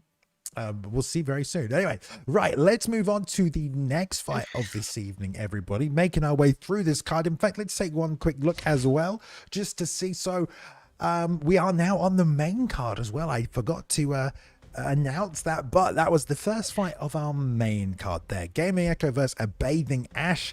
Echo winning by sub there. Great little prelims we had tonight as well. Oh, excuse me, that is not a yawn. It's, oh god, that's going away. Sorry, it's getting late over here. Blimey. We now have KAIW ready to take on the Mad Turk. After that, we have a teammate of Mad Turk, Perseus or Perseus, ready to take on Spill Actions. Of course, after that, Goat 1099, the Goat taking on OG Bulldog. What a fight that is. I love these new guys versus veterans. I mean, we just had Gaming Echo versus a Bathing Ash. That's a veteran and Ash taking on a new guy in Gaming Echo. Co-main event, we have a complete veteran, as veteran as it gets in GOAT 1099, taking on a new guy in OG Bulldog. And in the main event, we have another veteran, Swiss-Libax, taking on Zyaf. I mean, Zyaf, Bulldog, Echo, these were not competitors, you know, at the start of UFC 4. These guys had not competed in the ESFL, and here they are now ready to run the game. So we'll see how they do tonight. But moving on to the next fight tonight, it is going to be KAIW and LS's Mad Turk, and it looks like they've decided to fight at heavyweight, boys. So but something different for us tonight. Wow. Yeah, definitely. You know, I'll be excited if they stick with these heavyweight picks. It's not often that we see an ESFL fight at the heavyweight division, but one thing, if you do get a heavyweight division fight, it's no room for error. These guys are so strong. They're so powerful. One combination can end your night. So that's one thing that I'm looking for here, is the margin of error in a heavyweight fight is slim to none, Bruce. Definitely one wrong sway or misstep, and it is all she wrote. Flashlight in the eyes. And just so everyone knows, LS Mad Turk is ranked number 9, top 10 player here in season 2, 1-0. Cow is 0-0, making his debut. Here we go. Yeah, I think we're going to call him Kai for the purposes of this Kai. fight. because it is you know punctuated. It is K.A.I.W. So I think Kai is good for now, but we like a little bit of a heavyweight matchup here. It's going to be a bit of a slower pace, like you said. Margin for error is smaller, and there's a nice head kick right there. Doesn't land there with the question mark kick. Nice shot, but beautiful sprawl. Don't see a sprawl very often. And there, tries to hit the switch, doesn't get it. Backside take there by Kai, who's going to sit and ride. Gets the full guard roll, though. No damage. And let's see if Mad Turk can find a way back to his feet, or probably look to sweep from this position.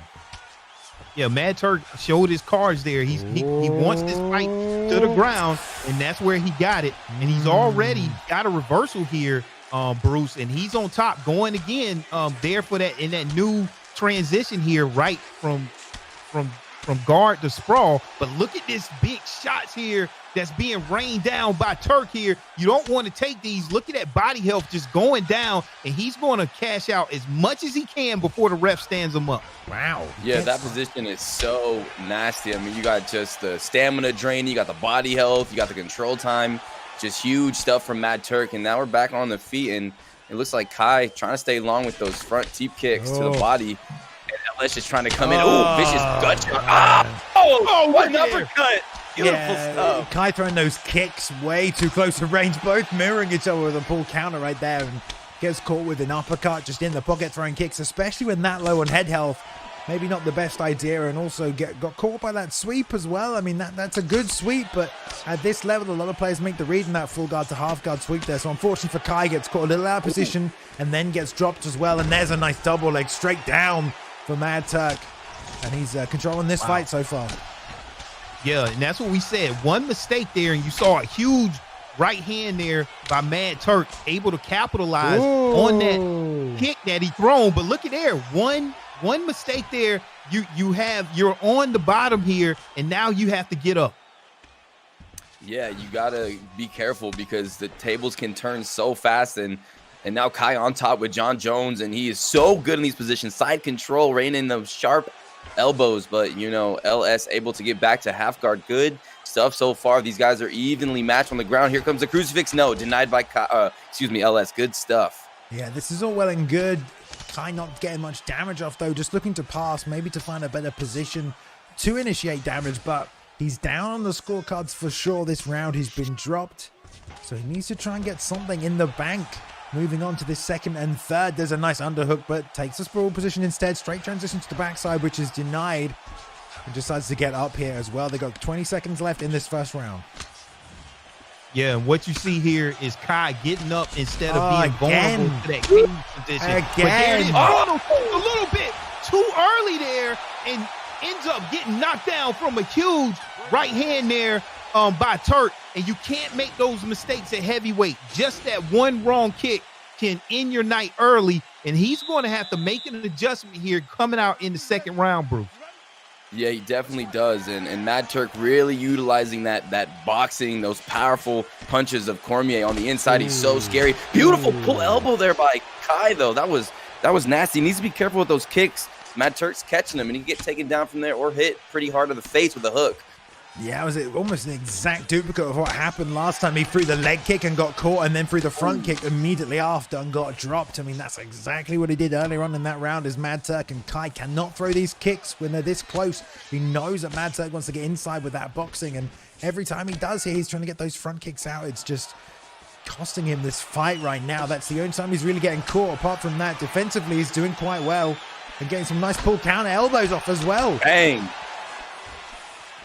Yeah, you got to be careful off that pull counter elbow, even though it was tuned just a little bit in the previous patch. You don't want to take that, especially up here in the heavyweight division. But look at Mad Turk able to get a couple of knees off, and look at that, pull in the pull counter here. We're seeing a lot of high-level stuff, denying the takedown there. Nice. But now we see Kai really going for it. But look, Turk getting the fight right where he wants it, on ground, and raining down some huge bombs. It's still 3 minutes to go. A lot still left to determine here. Let's see if Turk can keep this position, Bruce. Yeah, let's see. Mad Turk just looking so good right now. Seems to be in control of this fight.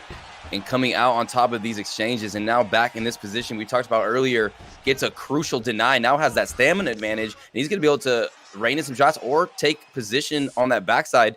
And will he posture up? Oh no, he's going to take his back. This is scary. Plenty of time to work left here in the round as well. Going to chip away. Kai got to be very careful not to make any mistakes here, but now it is Turk trying to grab looks like that was almost a mount transition. Rolls now to backside. There's plenty of time to posture up here. Goes for the get up.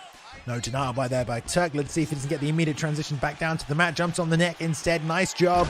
They're going to drag him down as well. No slam, so gets down with the control. Going to grab on that far arm here. Doesn't get it, and Kai going to have to be so careful here until that clock gets to about 50 minutes. But we just saw Dana White submit GSP with 35 seconds on the clock. So if you're fast enough, you can snatch these submissions up and get to the full mount get up there from, Bravo. It's not too difficult. Wow, that's pretty good to get out of that. Oh my position. goodness. Huge right hand there from Bad Turk. And look at here. He's pouring on the pressure here. That was a nice counter there from Turk, and it looks like he is flowing right now. Oh, most definitely. Oh, another beautiful big bomb.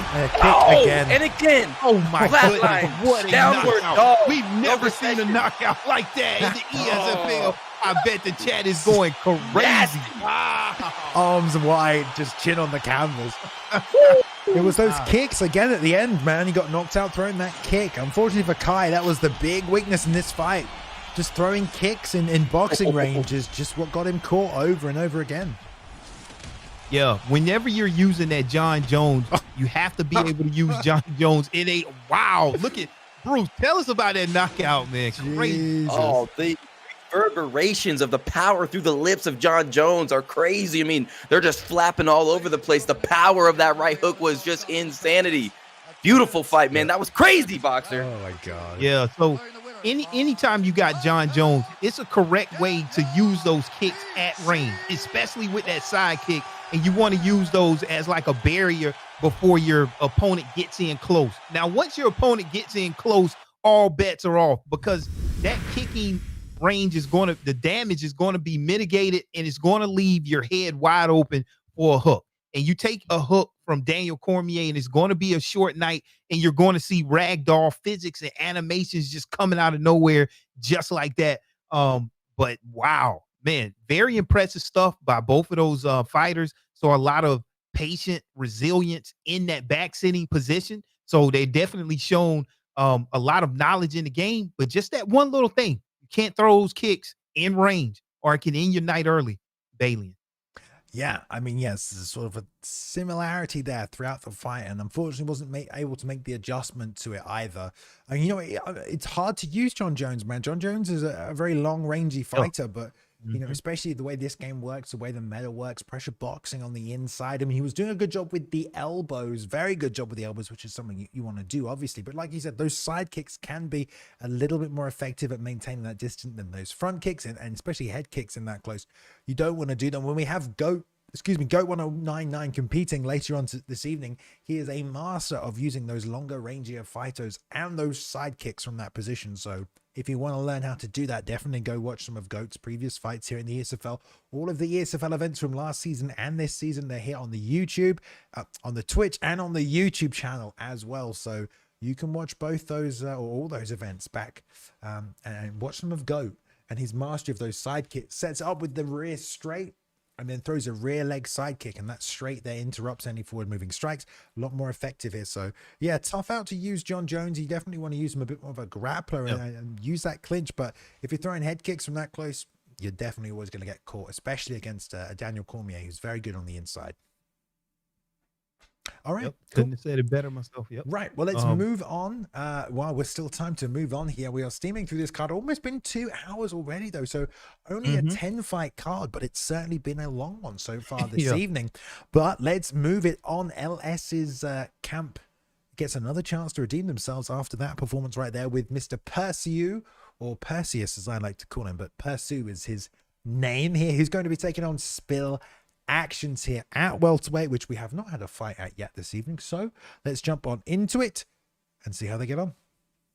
Yeah, and anytime you're looking at a Tony Ferguson pickup, another cardio king coming in at 98 cardio. So you got to be careful, especially if you're Conor McGregor here. He's a little bit lower on the cardio, but he can deal out a lot of damage fast. Also, Tony Ferguson with that marathoner perk consumes a lot less stamina while moving around. So his footwork is going to come into play into this fight. And this is a classic matchup here. Not necessarily grappler versus striker, but Conor McGregor strong on the striking, Tony Ferguson strong on the grappling, Bruce. Yes, this is going to be a phenomenal fight. Spill Actions 1-0, ranked number 5 against LS. Perseus 1-0 as well, ranked number 7. So a big moment in these gentlemen's fight career here in the ESFL. Spill counter heavy. LS is very much a technical striker with great fight IQ, and this is going to be a banger. I have a feeling. Here we go. Yeah, let's go. Indeed, moving up. Only 2 fights left after this one tonight, guys. We have the co-main and the main event. We have a welterweight match up here as well. Persu taking the Tony Ferguson pick and Spill with the Conor McGregor. Using some nice kicks from the outside is Persu. Doing a good job keeping that range already. Nice high block, but chopping leg kicks already coming out from Spill Actions. Yeah, Spill-Ax is wanting to attack that body and coming out with the early health advantage here. So he wants to keep this up, but taking a little bit of damage here, but slow and methodical. He's continuing with those front leg kicks here until Spill-Actions decides to stop it. But right now, doing a good job using that footwork in those legs of Tony Ferguson. Most definitely, and Spill doing a great job staying long with Conor McGregor and really popping him with that left hand. And Spill Actions is someone that's so good on the feet, such a technical fighter. Oof. We saw in that Muay Thai tournament. Oh, beautiful uppercut lands by Spills. Checks Perseus here, and Spill's starting to get a little bit of momentum, pushing him against the cage. Yeah, great way to deny that single leg. Now trying to advance forward. Failed clinch attempt by Persu, trying to go back to that lead leg push kick, but leaves himself right in the pocket as he lands and miss it. And Spill taking full advantage of that as well. Like you said, popping him with the left hand. There's another one straight down the middle there as well. Misses the teep, and a little inside leg kick trips him up. But with both strikes there, does he follow up? No clinch attempt from Perseus. Gets that one, though. Knee up the middle as Spill tries to counter with a hook over the top, and that one rattled him. And now we're seeing the stamina start to lower a little bit as Spill tries to throw this offense. Only halfway through this first round. Yeah, you got to be careful here. We talked about that stamina king of Tony Ferguson. And Spill-Ax is there, has to be careful as he throws those powerful left hands there from Conor McGregor, but you have to land them. Nice front kick there by Perseus, going for the takedown, and he gets it against Conor McGregor. And this is exactly where you want to be, as Conor McGregor and his bottom control is only at 89. So this, you want to take advantage when you got Conor McGregor on his back. Yeah, most definitely. And that out of the gates perk is getting nullified right now while Conor's on his back and Perseus is in control with Tony Ferguson. Just so nasty with so many different submissions, and his grappling is just phenomenal. So this is very, very good stuff by Perseus so far in round number 1. Yeah, let's see what Perseus can do as well from this position. Looks like he's going to ride it out. Just full grapple advantage and get straight up. Nice command of that GA bar at the top of the screens, but whiffs wide, eats a knee. And Perseus still able to push forward and use that stamina, but eats that big lead out by Spill, who's looking to just try and stay a little bit more patient towards the end of this round. Ooh. Yeah, and anytime you whiff one of those leg kicks, you leave your head open there for that return lead hook. And that's what we saw right there from Spill-Ax. He's right on it, and he's looking forward right now. I see he's there it is again. We called it. Whenever you miss those kicks, you leave yourself wide open there. And so you got to be careful if you're Perseus not to whiff, because he's making you pay. And in fighting game terminology, that's just a nice punishment anytime your opponent whiffs. Yeah, max vulnerability too on those whiffs. And with Conor McGregor, he's got double barrel shotguns, as he puts it, in his hands. And man, at the end of that round, he was dropping some bombs on Perseus, and that's got to go with him into round number 2. The memory of getting just bamboozled. Yeah, nice low single though. Nice deny. Loses a bunch of stamina. Backs him up with the uppercut, but still has to back up with that low stamina. Now throwing with the stamina depleted as well. So that is going to start to tick away Spills and gets pulled counter, but the body kick missed. That would have been huge for Perseus, taking a big chunk off, which he could have done, and whiffs his own jump knee there. So Spills managing to stay in it. there as well, maintaining the stamina. And Perseus just with more whiffs on the board. Not going to work. There's a nice lead knee, though. Let's see if we can get more of that working. Front kick up the middle, low shot. And expect him to dive on that single leg again as he backs him towards the cage, but Spill just throwing and banging these hooks whenever Perseus comes into that pocket. Oh, nice pull counter there by Perseus, able to get a pull counter there on Conor McGregor. And I was just about to say, Spill actually doing a good job of the footwork, but finally he got caught there by Tony Ferguson. And when you catch Conor McGregor, he's so fast and you get him on the ground, you want to take full advantage. And here it is. This is a strong submission position here. It looks like it's going to be an escape, but the judges is going to score well in the eyes of the judges here by Perseus. And look at here, a reversal here. Now Spill is on top and he's like, let's get this right back to the feet where it all started. And you got to think this is what Spill action wants, Bruce. Most definitely, and a nice left hand connects. Great head movement by Perseus. Alleviates a little bit of that pressure. And right now, Spill in the driver's seat after that rock, that head health on Tony Ferguson. Watch out for that pull. Ooh, Spill tried to pull the pull. Woo! It's a pool party. Get your bikinis on. So close there. When we saw a repeat of Rini's win there with that arm triangle from side saddle off that hip toss. Very dangerous submission. Very powerful, very strong, but it doesn't matter because they're back on the feet. Perseus does a great job returning. Look how low his health is and no block. I can't believe he survived that. Look at that. Insanity. Taking some damage from the ground and pound as well, but what a back and forth second round we've had here.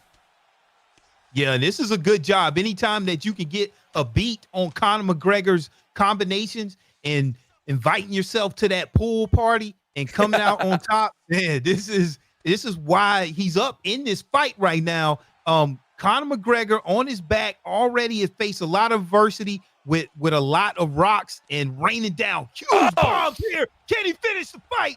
Not quite here, but this is what you want here. If you're Tony Ferguson and Perseus. Definitely. And something to think about going to round number 3 as he postures up again. Great catch by Spill. No more damage this round, but out of the gates, perk for Conor McGregor is gone. So he's going to be extra labored on these strikes in the 3rd round. And Tony Ferguson, we all know he has phenomenal stamina. So this is the round. And Perseus has set himself up so well to take this fight. All he has to do is go out there and throw and do what he's been doing. And this should be very interesting, Bailey. What do you think? I think if he had pivoted out that way and Perseus through the lead hook instead of the straight, he would be unconscious right now. There's a nice slip though to get us started straight into that hip toss again. Beautiful job, and we're back here in this position. Wants to maybe look to lock in that arm triangle again from here. He needs a stamina advantage to secure it, doesn't get it, but you do give up a big position if you cancel that submission. That is real bad, and I'm sure we're going to see it. No, doesn't go for it, though. Doesn't want it. Could have probably finished the fight right there if he locked in that submission. It's a really, really dangerous position from this side saddle. Yeah, whenever you're the submissive fighter, you definitely want to try to build up as much GA as you can, but you don't want to give up your back. You know, he's trying to go to that side control position a little bit safer. And he got denied, but now, you know, he's able to get the side control and see from here, you either want to go to sprawl or go to half guard and try to work your way up. You still got a long way up to the ground.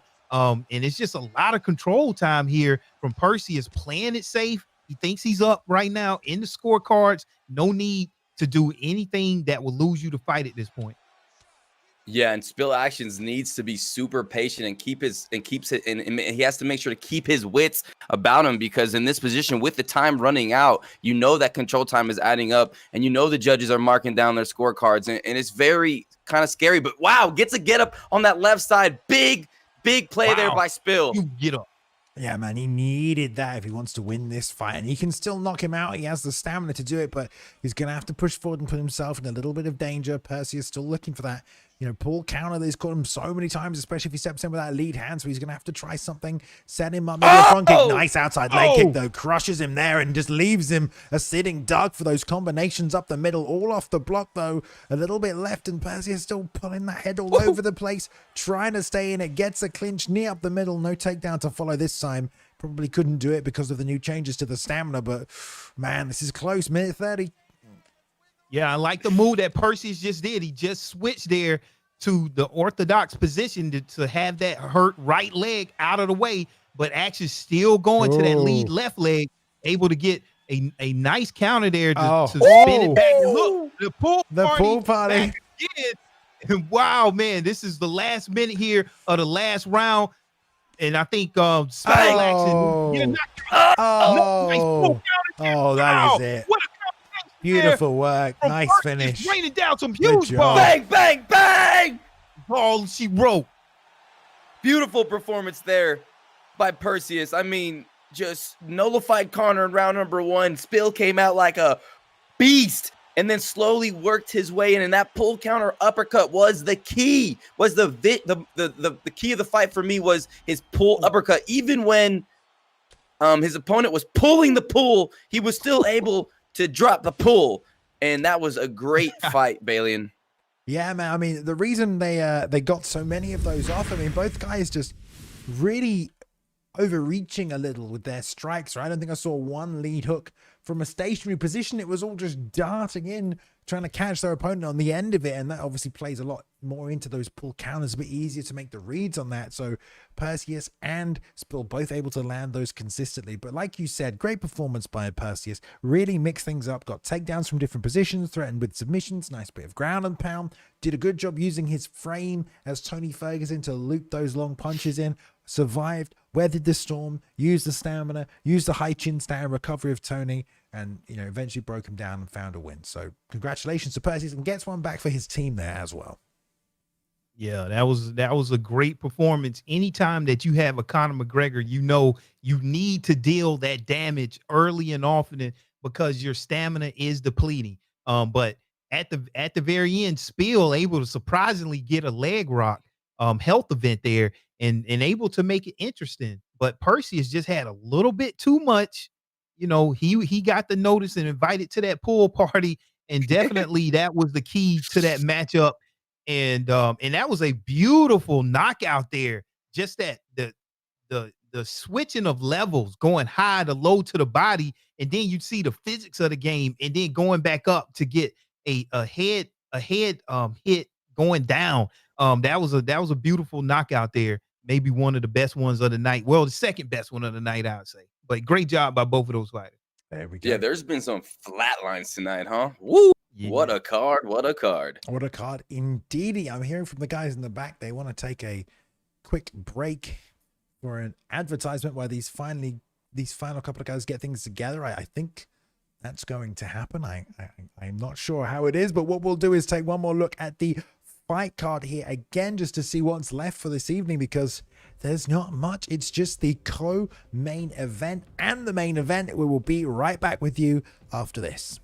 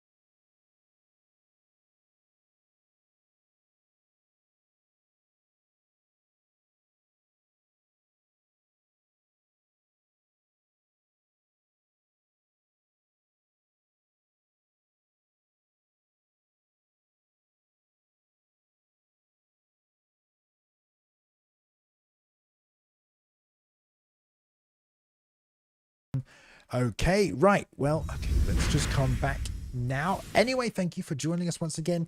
ESFL 103 has only got 2 fights left as well. Now, oh, wait, hang on. No, we're good. Okay, I've just been told we're going to an advert as soon as we've come back, but I think we're okay. I don't think there's any adverts. I think we're good.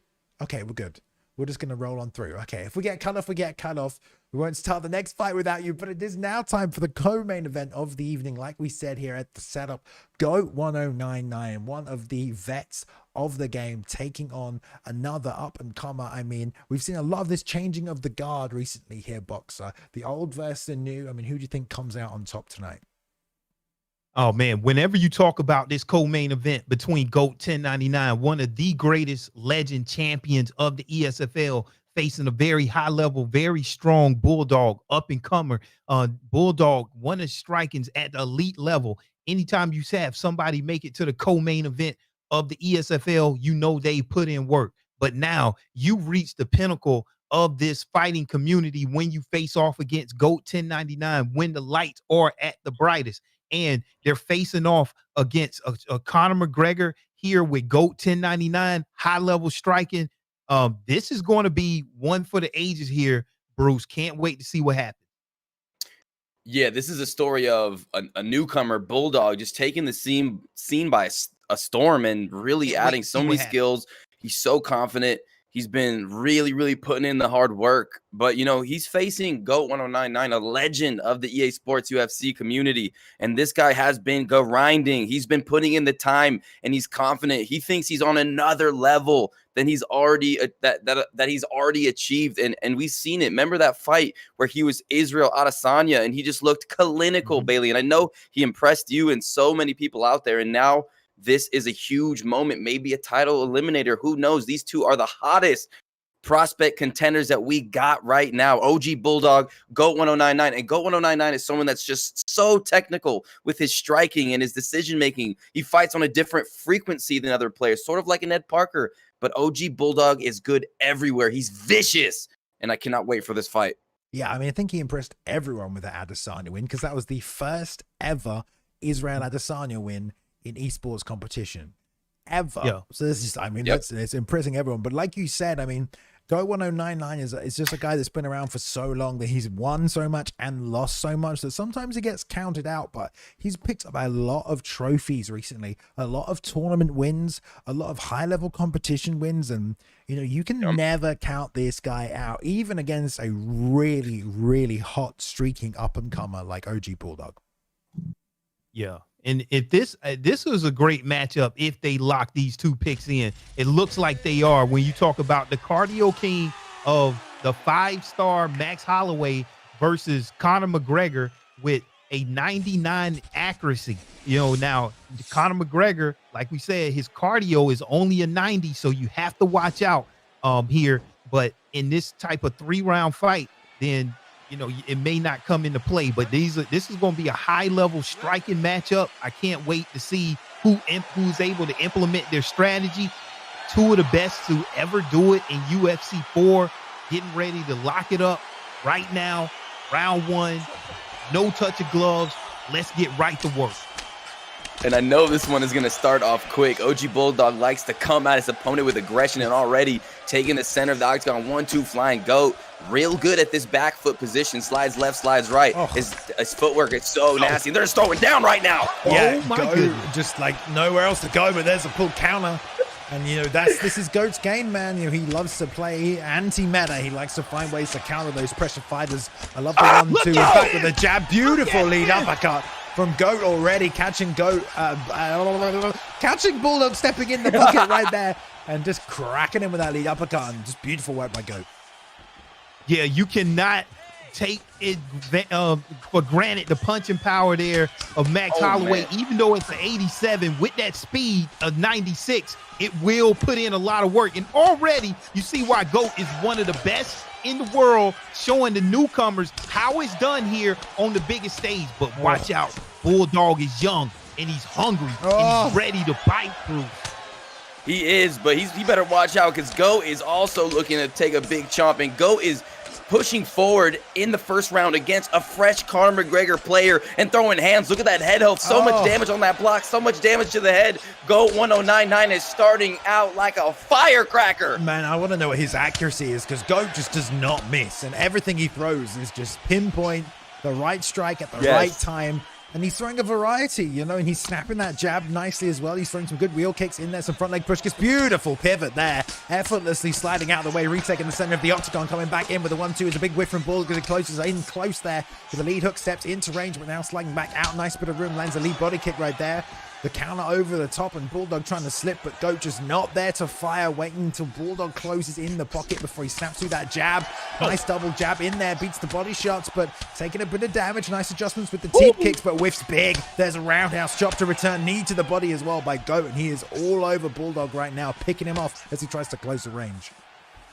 Yeah, and when you talk about the accuracy of Max Holloway, it is also a 96, so it's a negligible difference here. Both of these fighters are some of the best at the game in terms of accuracy, so you got to be careful at moving your head. All of your actions have to be deliberate, or they will get tracked. And look at there, not able to move his head out of the way, and Goat 1099 able to land a combination of his own, and he's pouring on the pressure. Not the slow, methodical Goat that we're used to seeing, Bruce. The meta's changed. Goat is changing with it, and he's pouring on the pressure, doing what he has to do here against a strong OG Bulldog. Yes, sir, Boxer, and he's really using Max Holloway's abilities to pour on the craziest amounts of volume, just tagging him with those jabs, touching that block, keeping him on the back foot, landing big shots. And unfortunately for OG Bulldog at this point, the stamina has been drained, the head health has been tested, and Goat 1099 is in the driver's seat, and he is in control of this fight in a big way. And he made what a performance in round number 1, Bailey. And wow, Goat 1099. Bulldog's going to have to make some adjustments to catch him, because every time he walks in, he's getting tagged, and when he backs up, he's getting tagged. There's a nice slip forward, moving, leaving hook right there. As Goat snaps that jab out. So this is Bulldog, but he's straight back on this pressure. Feels like this is the key to victory for him. That lead hook counter not there for him after Goat whiffs on that leg kick. And now trying to push him against the cage a little. Work that body. Nice lead hook to the body, back up top with the lead hand. But Goat using those linear teep kicks, fakes that one, baits out the pivot. Tries to catch him with the right hook as he trends out. But look at that, just follows up with a straight right. Little straight shots afterwards. Teep up the middle. Rear uppercut. And exit out beautifully. Yo, and look at there, another huge right hand there by Goat. And one thing that I like about Goat, he knows how to fight off the back foot. He knows how to let you lead the dance and let you make the mistakes, and then he's going to show you how to do it. And that's why he's one of the best in the game. And Goat getting rock after rock here against OG Bulldog. And again, here he goes, fighting where he is the best, off of his back foot, and he's going to wait until he gets that rock and then pull on that pressure, Bruce. Absolutely, Boxer. Great points. And there's a beautiful pivot. And yes, Goat is so good at fighting backwards, also good at fighting forwards. Sneaks in the front uppercut there. Go on the offensive. OG trying to survive for dear life. Needs a straight sniper piston down the middle. Could this be it? No. OG survives the chin of Conor McGregor holding up. On the clock, though, plenty of time to work, and he's just freezing Bulldog right now. Bulldog trying to slip and counter, but Goat's just not there. This is very Max Holloway-like in real life. You know, tag you, fake in, make you swing, miss, tag you, and this is just Goat just running forward. Beautiful lead elbow. Drops him right there, nice and close. Takes full mount. Gonna try and pound him out for the finish. This is all she wrote for Goat 1099 in the co-main event. Making it look easy against Bulldog right there. Great performance tonight. Yeah, a lot of respect to Goat. In UFC 3, the meta was different. You couldn't just come out and just put the pedal to the metal and just burn out all of your gas.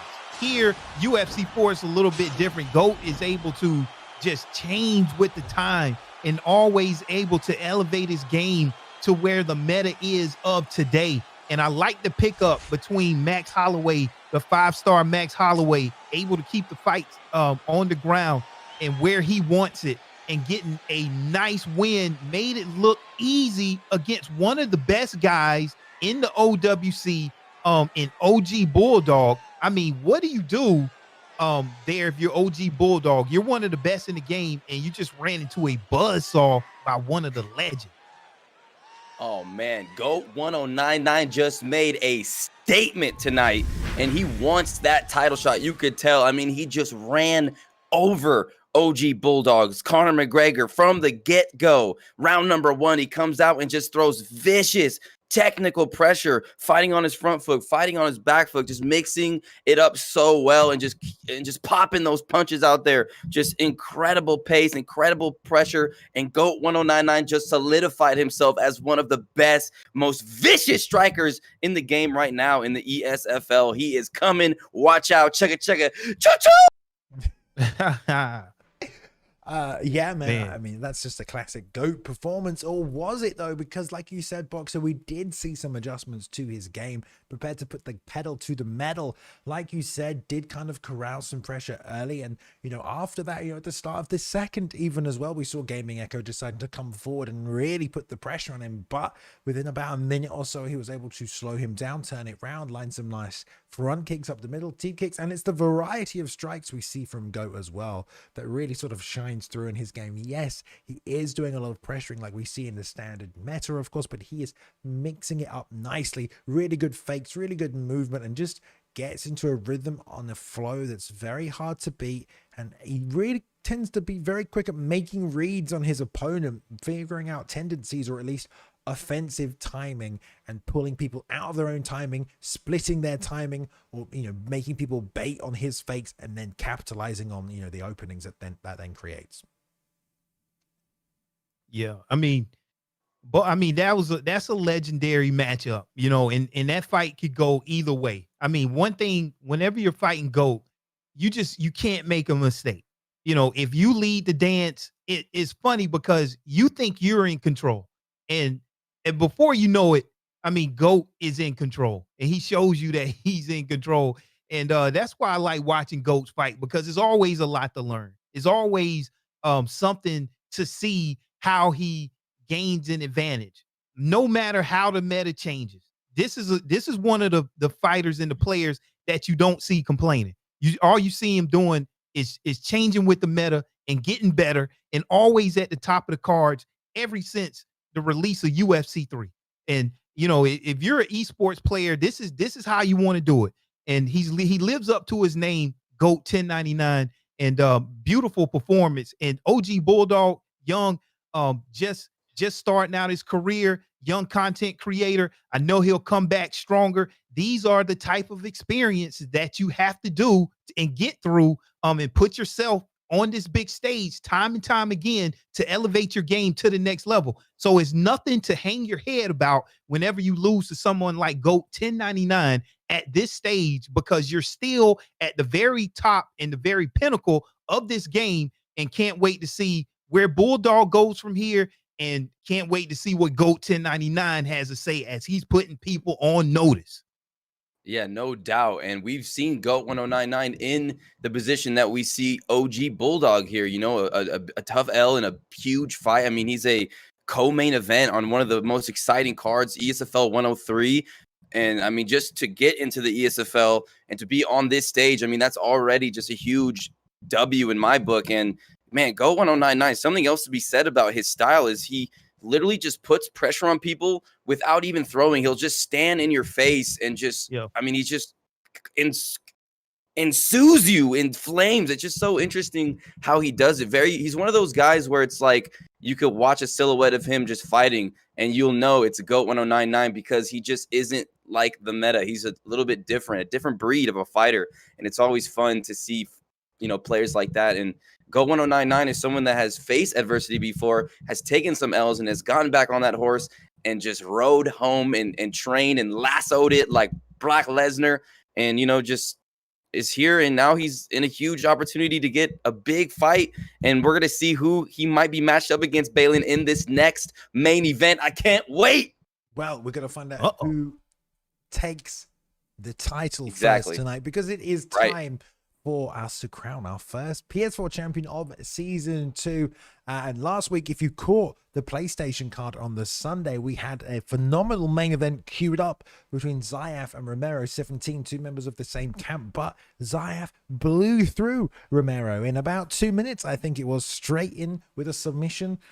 Not many people called it being over that quickly, but it was that fast for him to get it done. So let's see if he can get it done tonight. Again, he is fighting a legend in Swiss-Libax, and it is a big mirroring, well, not mirroring, but an interesting clash of styles tonight. Swiss, as we know, is an absolute killer, tends to come forward, like you said, in a whirlwind, a hurricane of death and destruction. But Zyaf is someone who is very good at the complete game of MMA, but has got a lot of things done recently with his takedown and submission game. It's a very close main event, but we will crown a champion after this. Boxer, who are you leaning towards in this one? Oh man, this is going to be a fight of the ages. right now, Zyaf is playing at an all-time level, not only doing it on the PlayStation side. I see his name on the Xbox side. You see his name in the top of the ESFL, esports, just everywhere. So when you talk about this young prodigy fighting one of these legends in Swiss-Libax, I think I'm going to have to lean towards Zyaf in this case, just because of high level he's playing at the moment. But we've seen Swiss-Libax Libax take out the best of the best. Yeah, let me get that right. I got lectured on that. Oh yeah. We've seen him come back against the Unibots. We've seen him come back when all odds was against him. So you never can count Swiss out. With this matchup, Michael Chandler versus Dustin Poirier. Michael Chandler receiving a huge buff in one of the recent updates, rightfully so. Wherever he's at in this performance, this is a great pickup against a very strong Dustin Poirier with a great performance of himself. I can't wait to see these two clash. I wish I could see them in real life, but this is the next best thing to the best matchup that we can get in this light heavyweight division, is to see Zyaf and Swiss-Libax go at it with these two. Yes, sir. And Zyaf, we saw last week the young prodigy, take out Romero, 17, one of the best players in the game in just such a dominant fashion, slid into these crazy positions, took the back and pounded him out. I mean, it was just crazy. What a crazy moment. History was made. But now Zyaf is faced with the final boss, in my opinion, out of that dark backs. I mean, he is one of those players that's coming out, and it's almost like he took a couple shots of proper 12. He does not care. He's ready to fight, and now he's added so much technical prowess to his game, fighting with all those legends over there at the dark camp, and Swiss-Libax is insane. So let's see. This is a huge test for Zyaf. And this is the moment he's been training for so long, to get to this title, to win it, to wrap that virtual golden belt around his waist. But Swiss-Libax also on that trajectory to get that title. This fight is going to be insane. Yes, it is. A lot on the line here, baby. I've already started. This is for the belt, for the title. PS4, we will crown a champion after this. Zyaf in the blue glove, Swiss in the red. And it is poignant to perhaps point out tonight that Zyaf has actually got COVID right now, so he's still competing. Don't know how much it's going to affect him. Maybe it will, maybe it won't. We will see. Unlike the UFC, fighters are allowed to compete with COVID in the ESFL, but they're off to a tentative start, back and forth right now. Swiss, not as much pressure as we normally see. Gretz in the pocket right there. It's a straight left and a lead hook from Zyaf. Back on this lead leg, chopping Dustin Poirier, switch stance. That not too bad, but Swiss going to take advantage of that with the low kicks. And we see this Chandler pick again tonight. Definitely someone we will probably see a little bit more in this meta. They have 5 rounds to do it. Zyaf missing big with a turning sidekick and double knees from Swiss. Takes advantage of that, but holds the pocket. Tries to get the pull down on the over-under dominant. Doesn't get it. And it's back. It's still trading. I'm seeing a lot of good things out of both of these fighters right now. I like the combinations that I'm seeing from Zyaf. I like what Swiss is doing also. And look at there. Swiss able to deny that reversal there and get and land on top here with Michael Chandler, who is strong top control here against Dustin Poirier. And this is where you want, if you're Swiss, you want to take advantage here and get this control, because Zyaf has already shown he has some very strong combinations on the feet. And look at here, Swiss raining down some bombs in the stack guard here. Bruce. Yeah, Swiss doing real well, and I'm very interested. I was very interested to see what would happen if this fight did go to the ground, but Swiss showing that he's real good. That choke, good denied by Zyaf there, but man, Swiss-Libax still maintaining control on top with a 5-round fight. These body shots will pay dividends later. They're all just denying each other here. I like it. Very, very back and forth. So far, this fight back to the feet right now. After a brief exchange on the ground. Nice job level changing right there to the body with a straight right to Swiss, but and they're just trading hooks on the entries, just banging each other. The head health, both very even. Stamina, fairly even as well throughout the course of this first round. So it's going to be interesting to see who makes the first big adjustment and catches someone like that with the rear uppercut. Beautiful timing right there for Swiss, just snagging Zyaf on the chin with that rear uppercut. And now back on the pressure, dictating who controls the center of the octagon and trying to push Zyaf back to that cage. Yeah, and that's one thing. Whenever you're going to that body, you got to watch out for that uppercut, because all it takes is one when you're going down low and getting hit with that. And that's what you see with Swiss, able to get that nice rock there. And you gotta think that Swiss is feeling good about this. Missed that pull counter there. But right now, less than 20 seconds to go in this round. I think I gotta get an edge to Swiss. Oh, beautiful sway left hook right there for the young prodigy. Round number 1 has concluded, and wow, you could really tell that Swiss is really trying to throw that right uppercut right there in the replay. Bang! He's loading up on that one, and Zyaf needs to watch out because that was nasty. I think it was a jab to the body he was trying to throw. Yeah, it looks like a little jab to the body. I mean, these guys have fought before, I think, a few times, so maybe there are some tendencies to know, but Swiss definitely just loaded that rear uppercut, threw nothing before it, and definitely walks away with that first round. But it is a 5-round affair tonight, so we'll see who gets the long haul advantage as we play on through this round. It's been very even so far. Swiss now on the back foot. Zyaf trying to push forward, covering low. The body doesn't want to tap it again. Takes a right hook. Bang. On the inside. Returns nice with his own lead hook here as Swiss is still trying to pull that jab. This time missing on that low lead leg, which he's been landing. And Zyaf going to that ducking left hook, which he's been nailing a lot here. But it's the lead hook of both men that's doing a lot of work. Double jab straight in the pocket and catches Zyaf just swooshing, hitting thin air here. Chandler's reach is very short here, guys. Yeah, and to mitigate some of that short reach there, Swiss is leading with that front leg kick, but he has to be careful because that can definitely be one of the checks that can have a lot of damage back for you. But that's how Swiss is able to start getting in, starting out with that lead left kick there, Bruce.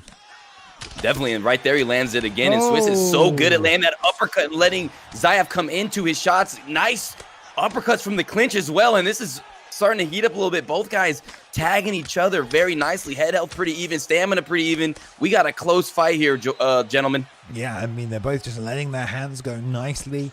Lead hooks, double jabs, that rear uppercut again. It's just money for Swiss. He's landing that a lot, but he is taking some damage as well. Zyaf is doing a good job just tagging him when he's least expecting it. The 1-2 breaking the Brock like there, and the pull counter coming out. Nothing to follow up. Left hook lands on both men there off either side, and there's a rear uppercut right there for Zyaf. Gonna march forward here with a 4-piece combination. Doesn't follow up with damage. Swiss still has block left, and he comes back here now, corralling Zyaf into the cage, landing big shots to the body, goes for the single leg. Nice deny. And now with that snap down dominant over under, but nothing there. Low stamina, drives against the cage, tries to finish the single, bails on it. Man, these two are going back and forth. Wow, yeah, and I see Swiss. He wants to get this fight to the ground, but look at there. Nice slip there. Left hand coming in by Zyaf. Huge knockout. The young prodigy. Champion from the young prodigy Zyaf. Wow. And new. Oh my God, Balian. Wow. Boxer. Yeah. Zyaf did it. He did it. Yeah, it's really nothing more you can do when you got a young prodigy like this that comes in and just a newcomer to the sport, puts everyone on notice, is at the top of his game right now. Even though he's going through some adversity in real life, he's still able to get it done against a huge and a strong Swiss-Libax.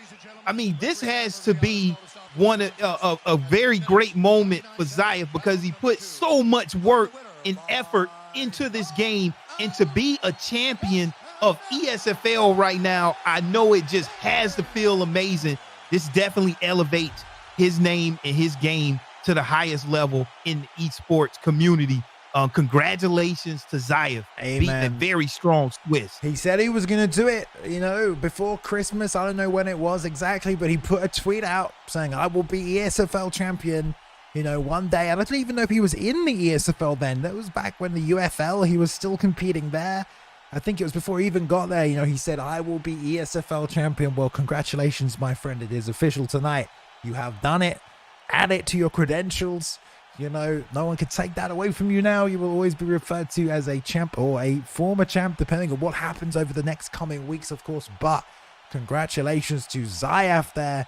A very hard worker. And listen, guys, the guy's got corona. I could show you what's going on in the booth right now as well, but he's been here tonight linking all of these fights for us, doing some background wrangling. I mean, the man is just working behind the scenes, trying to survive the corona right now as well. And just, I mean, you got to feel good. You got to feel good for Zyaf, man. Nothing but hard work, perseverance, ups and downs, but just really put his entire game together. And, I fought Zyaf about, I don't know, a month ago.